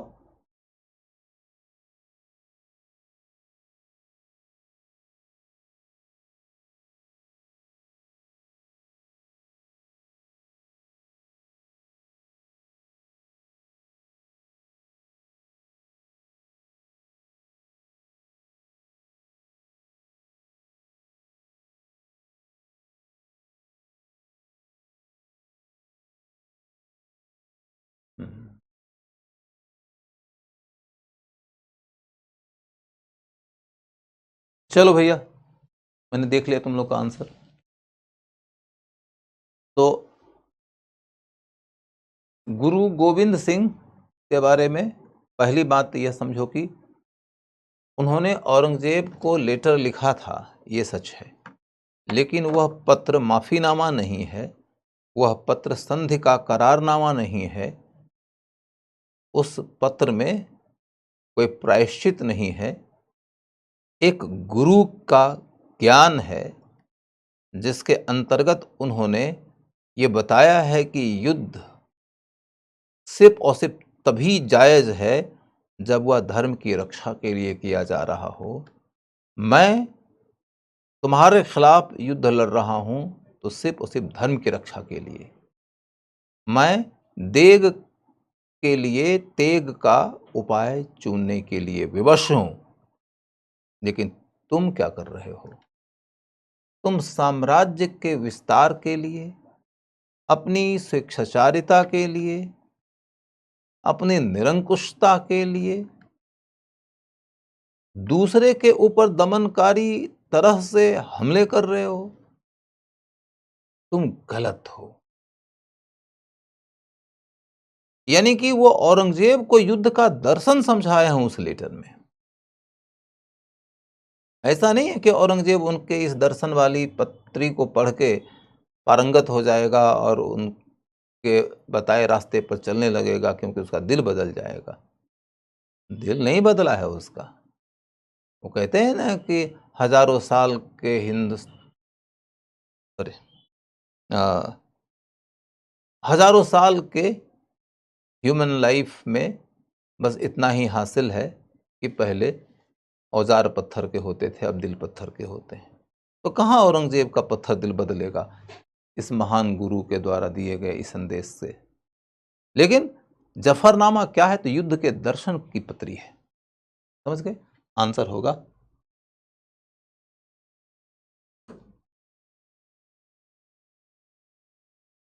सी, युद्ध के दर्शन की बात करने वाला पत्र। अब अगला,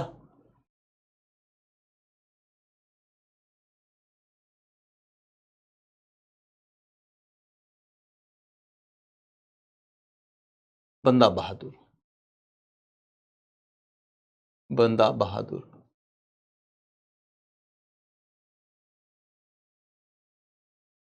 गुरु गोविंद सिंह से कहां मुलाकात हुई थी बंदा बहादुर की? नांदेड़ में गुरु गोविंद सिंह से मुलाकात।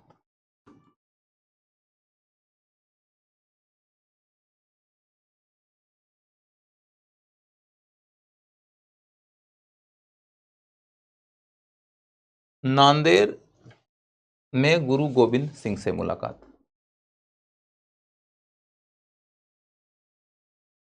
बंदा बहादुर का मूल नाम क्या था? मूल नाम लक्ष्मण सिंह।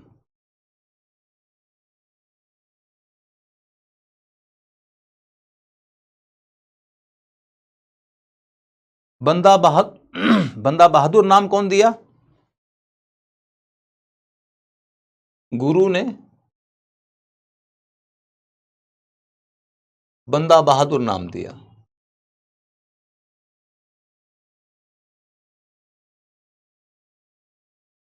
नाम दिया।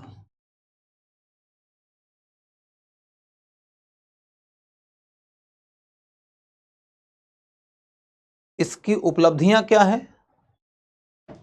तो लौहगढ़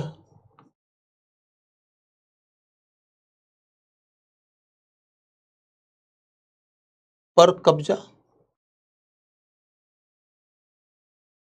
जहां वजीर खान हुआ करता था। सिख राज्य का निर्माण, सिख राज्य का निर्माण,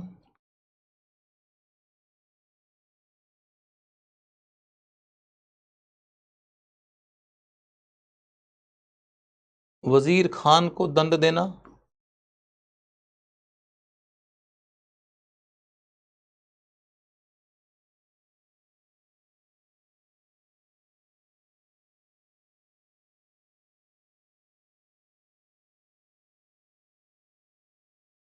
वजीर खान को दंडित किया।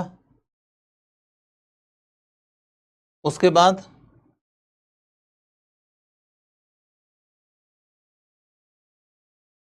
भूमि भूमि वितरण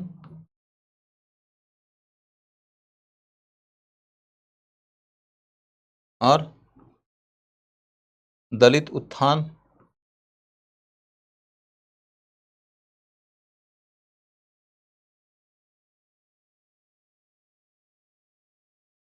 दलित उत्थान, फिर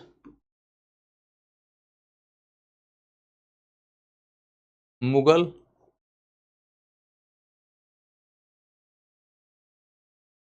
से अंततः पराजित।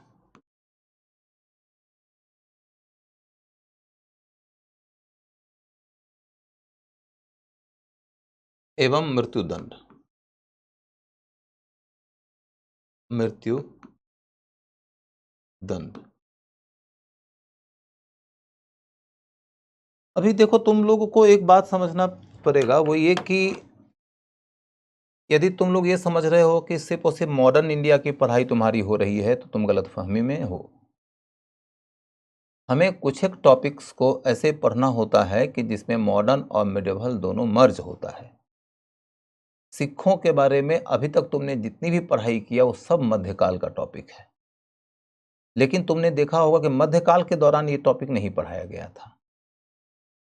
वैसे ही मराठों के बारे में भी, शिवाजी के बारे में जो तुमने पढ़ा वो मध्यकाल का टॉपिक था। इसी तरीके से पुर्तगाली के बारे में या डच के बारे में तुम लोगों ने जो पढ़ा वो बेसिकली मध्यकाल का टॉपिक था। तो तुम लोगों को यदि ये लग रहा होगा कि अभी तो मॉडर्न इंडिया में पहला ही टॉपिक चल रहा है, तो ये गलतफहमी है तुम्हारी। मॉडर्न इंडिया को पढ़ने के पहले मध्यकाल के इन लिंकिंग टॉपिक्स को पढ़ना जरूरी होता है। इसे पढ़ना तो है, पढ़ेंगे तो समय तो लगेगा। समय तुम इसे मेडिवल के हिस्से से दो या मॉडर्न के हिस्से से दो, समय तुमको देना होगा। तो गिनती में मत जाना कि अरे ये तो टॉपिक खत्म ही नहीं हुआ। इंपॉर्टेंट बात यह है कि जो तुम पढ़ रहे हो वो तुम्हारी परीक्षा की दृष्टि से उपयोगी है कि नहीं।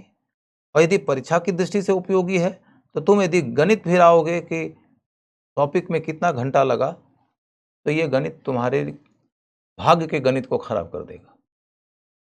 याद है आप लोगों को कि मैंने जब पीटी के एग्जाम के ठीक अगले दिन आपका क्लास लिया था और अपने पढ़ाए हुए में से क्वेश्चंस निकाल निकाल के आपको बता दिया था, और आपने उस समय इस बात को स्वीकार भी कर लिया था कि हाँ ये सब हमने पढ़ा है और क्वेश्चन आ गया। जब रो रहे हैं बच्चे, क्वेश्चन ही नहीं मिल रहा है, तो मैंने आपको उस दिन चेहरे पे एक हंसी तो दिया, एक मुस्कान तो दिया। तो उसी दिन मैंने आप लोगों को एक और बात कहा था और आपने उस दिन अपनी सहमति दिया था, वो ये कि अब क्लास के दौरान फिर ये मत पूछा करना कि सर कोर्स कब खत्म होगा। कोर्स खत्म तो हो ही जाएगा, उसकी अपनी एक गति है, उसी गति पे खत्म होगा, लेकिन ध्यान रहे तुम्हारा करियर न खत्म हो जाए। समझ गए ना।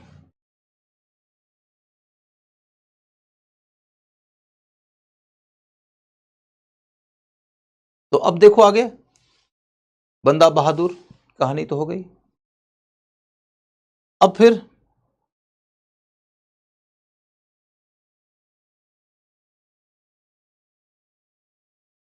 बंदा बहादुर के बाद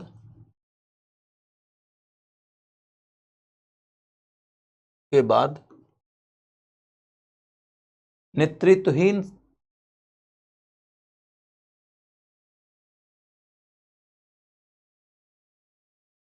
बंदा बहादुर के बाद नेतृत्वहीन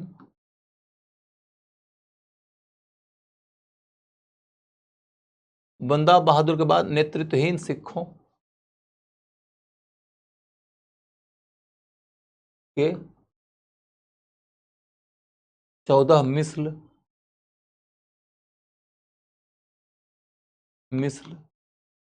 उभरे। 14 मिस्ल उभरे।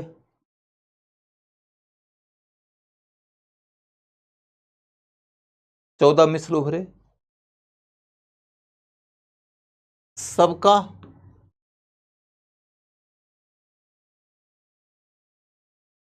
नेतृत्व किसके हाथ में था?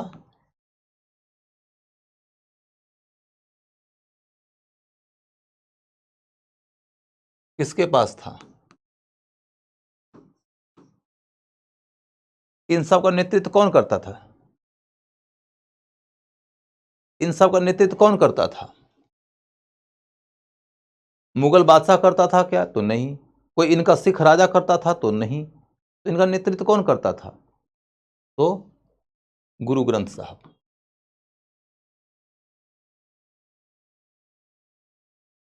गुरु ग्रंथ साहब।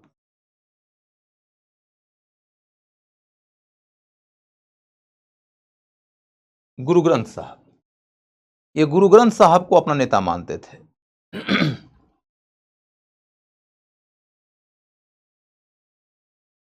अब ये आपके सामने में समझने लायक बात आएगी कि जो मिस्र थे उनका आपसी संबंध कैसा था? आपसी संबंध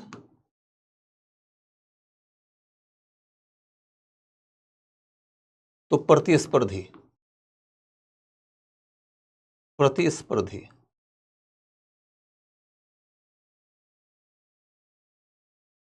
माने एक दूसरे के साथ में ये लोग लड़ते रहते थे, एक दूसरे के क्षेत्र में अपने प्रभाव का प्रयास करते रहते थे। फिर देखोगे कि इस दौर में 18th सेंचुरी में अफगान हमलावर आए।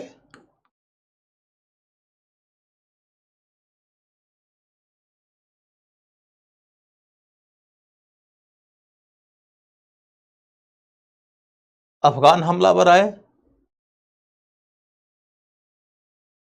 जिसमें नादिर शाह,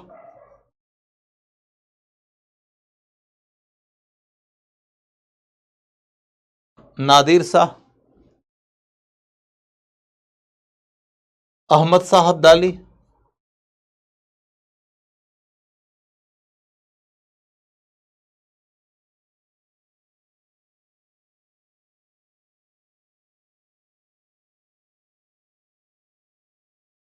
नादिर शाह, अहमद शाह अब्दाली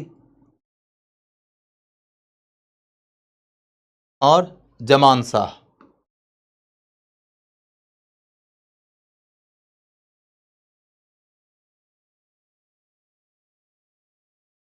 आपसे क्वेश्चन ये पूछा जा सकता है कि जो अफगान हमलावर हैं उनके भारत में आने और हमला करने का क्रम क्या है? तो क्रम के मद्देनजर जो क्वेश्चन आएगा उसका उत्तर आप यही दे देंगे, यही ऑर्डर है। इसके बाद फिर अगला रणजीत सिंह।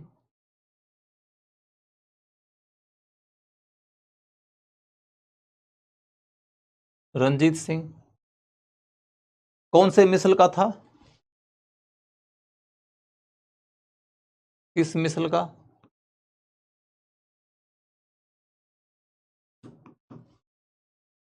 रणजीत सिंह किस मिसल का था?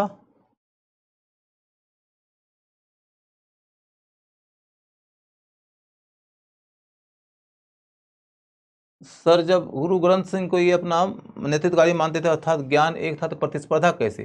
प्रतिस्पर्धा क्षेत्र के प्रसार की। आप एक मिसल के हैं, आपका एक एरिया है, हम चाहते हैं कि उस एरिया में हमारा प्रभाव हो, आप चाहते हैं कि मेरे वाले एरिया में आपका प्रभाव हो। ये पॉलिटिकल प्रतिस्पर्धा है, ये धार्मिक नहीं है।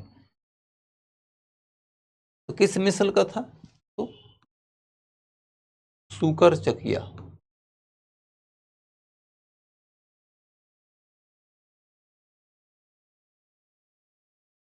सूकर चकिया मिसल के रणजीत सिंह ने क्या किया? पहला सिख साम्राज्य बनाया। पहला सिख साम्राज्य बनाया। सिख साम्राज्य के अंतर्गत कौन सा इलाका आता है? सिख साम्राज्य के अंतर्गत कौन सा इलाका आता है?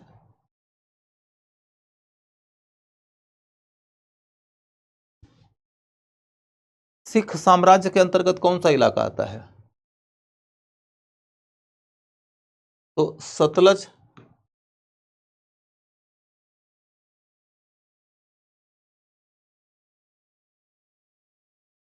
से पश्चिम, सतलज से पश्चिम का पंजाब,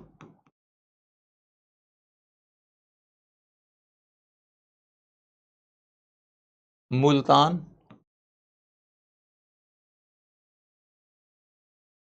जम्मू, कश्मीर।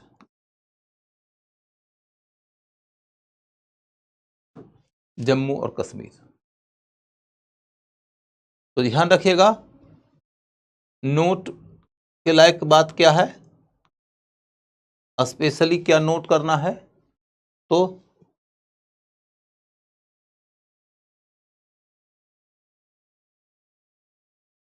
सतलज के पूर्व के सिख सरदार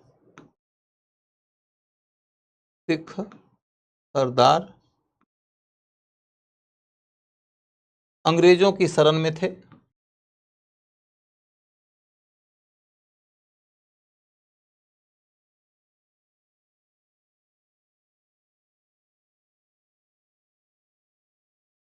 सतलज के पूर्व में जो सिख सरदार थे वो अंग्रेजों की शरण में थे। इसका क्या मतलब हुआ? इसका मतलब हुआ कि अंग्रेज लोग जो चाहते थे कि सिखों में एकता नहीं हो, उनके लिए तो ये मौका था, लेकिन सिखों के बीच में विभिन्न मिसलों के अंदर जो प्रतिस्पर्धा थी, उसके कारण रणजीत सिंह कई सिखों मिसलों के ऊपर हमला करके, कई लोगों से कूटनीतिक रास्ता अपना करके, वैवाहिक संबंध अपना करके सबको अपने अधीन तो किया, लेकिन फिर भी कई सारे मिसल रणजीत सिंह का नेतृत्व मानने को तैयार नहीं है और रणजीत सिंह अपना प्रभाव स्थापित करने के लिए प्रतिबद्ध है। तो इन्होंने क्या रास्ता चुना? ये अंग्रेजों की शरणागति में चले गए और अंग्रेजों के साथ में जब शरणागति हुई तो रणजीत सिंह के सामने अंग्रेजों ने अपनी ओर से जो संधि का प्रस्ताव रखा वही है अमृतसर की संधि। 1809 की अमृतसर 1809 की अमृतसर की संधि 1809 की अमृतसर की संधि। इसमें क्या है? इसको कहते हैं सिस सतलज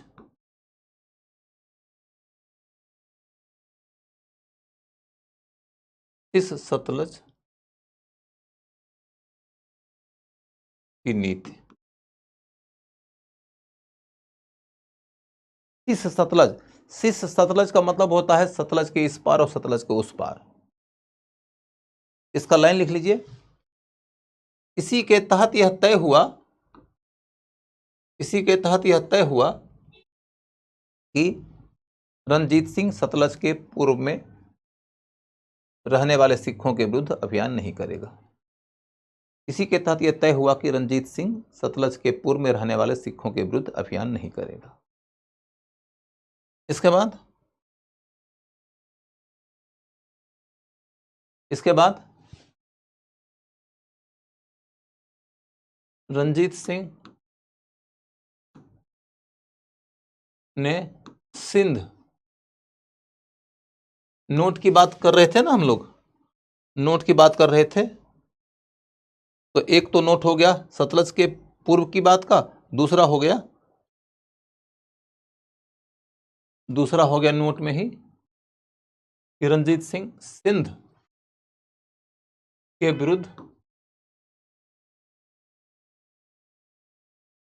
अभियान नहीं किया।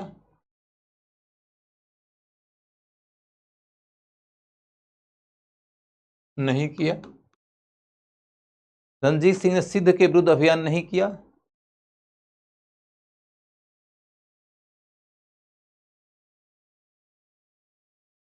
बेटा मैंने यहां पर सतलज के पश्चिम का पंजाब लिखा है, का मतलब यह है कि रणजीत सिंह का साम्राज्य कहां है, तो सतलज के पश्चिम में है ना, सतलज के पूर्व में नहीं होगा। ये अमृतसर की संधि का प्रावधान है। तो सतलज के पश्चिम में साम्राज्य का विस्तार किया, ये रणजीत सिंह का अचीवमेंट है। तो साम्राज्य का विस्तार कहां तक है? तो सतलज के पश्चिम में है, मुल्तान में है, जम्मू में है, कश्मीर में है। तो समझने में क्या दिक्कत है? फिर रणजीत सिंह ने सिंध के विरुद्ध अभियान नहीं किया, क्योंकि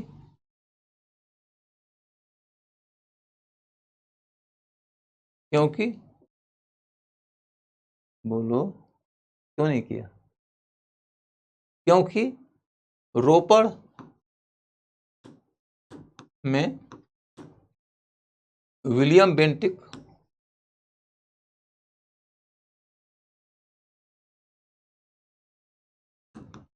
से मुलाकात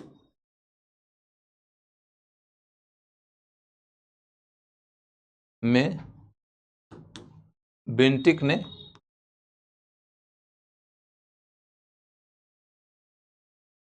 सिंध को बांटने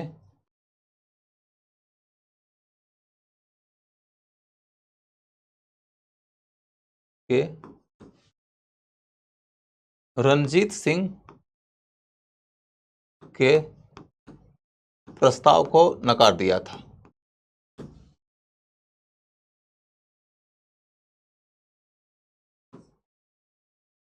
रणजीत सिंह के प्रस्ताव को नकार दिया था। उसके बाद फिर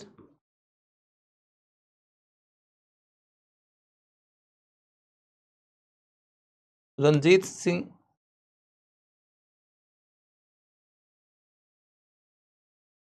की मृत्यु के बाद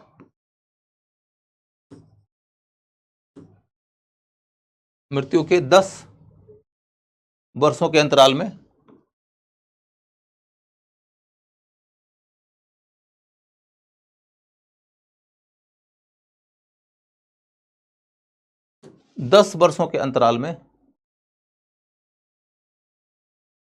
सिख राज्य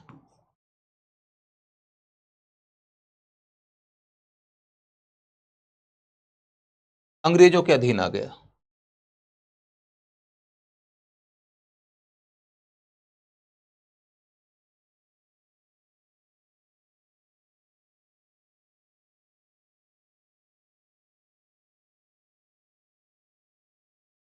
रणजीत सिंह की मृत्यु के 10 वर्षों के अंतराल में सिख राज्य अंग्रेजों के अधीन आ गया। सिख राज्य अंग्रेजों के अधीन आ गया। सिख राज्य अंग्रेजों के अधीन आ गया।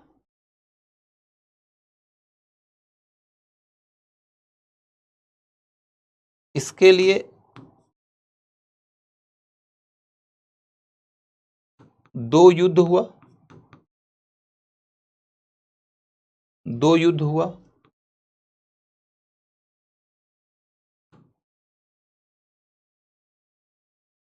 पहली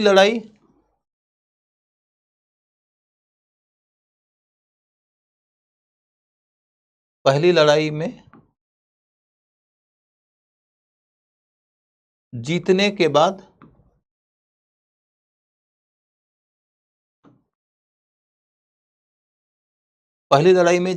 बाद अंग्रेजों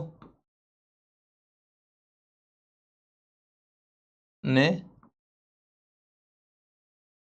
लाहौर की संधि किया। लाहौर की संधि किया। 1846 के दौरान जो संधि हो रही है उसके अंतर्गत अंग्रेजों ने सिख राजा के ऊपर कई शर्तें लगा दी। उतने डिटेल में जाने की जरूरत नहीं है, नोट्स में ऐसे लिखा हुआ होगा, लेकिन कई शर्तें लगा दी। सिखों की सैनिक संख्या कम कर दी गई, उनका एरिया कम कर दिया गया, उनका रेवेन्यू कम कर दिया गया, उनके ऊपर अंग्रेज रेजिडेंट की नियुक्ति कर दी गई।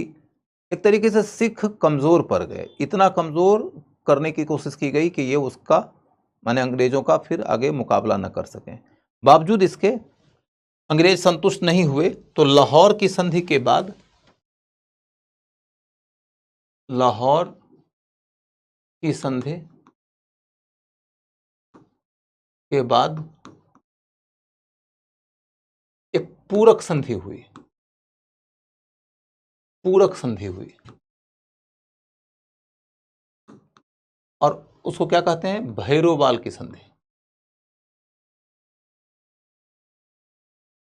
भैरोवाल की संधि। भैरोवाल की संधि के बाद का मामला क्या है? तो मुल्तान का विद्रोह हुआ, मुल्तान का विद्रोह हुआ। मुल्तान का जो सरदार था उसने विद्रोह किया, तो उसी के विरुद्ध कार्रवाई करते हुए फिर इसी के कारण सेकेंड एंग्लो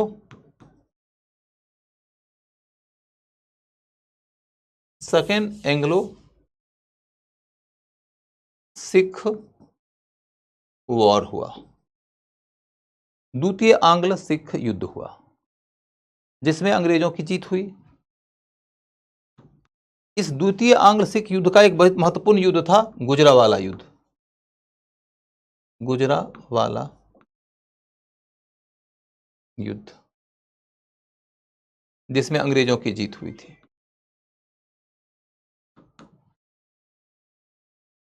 और इस तरीके से 1849 तक आते आते सिख राज्य अंग्रेजों के अधीन चला गया। यहां तक आपने पढ़ लिया, लिख लिया। इससे मध्यकाल और आधुनिक काल दोनों के सिखों का मामला कंप्लीट हो गया। अब हम लोग कल के क्लास में भारत में ब्रिटिश साम्राज्य की स्थापना के बाद ब्रिटिश प्रशासनिक व्यवस्था की स्थापना के टॉपिक की ओर मुड़ जाएंगे। आज बस इतना ही।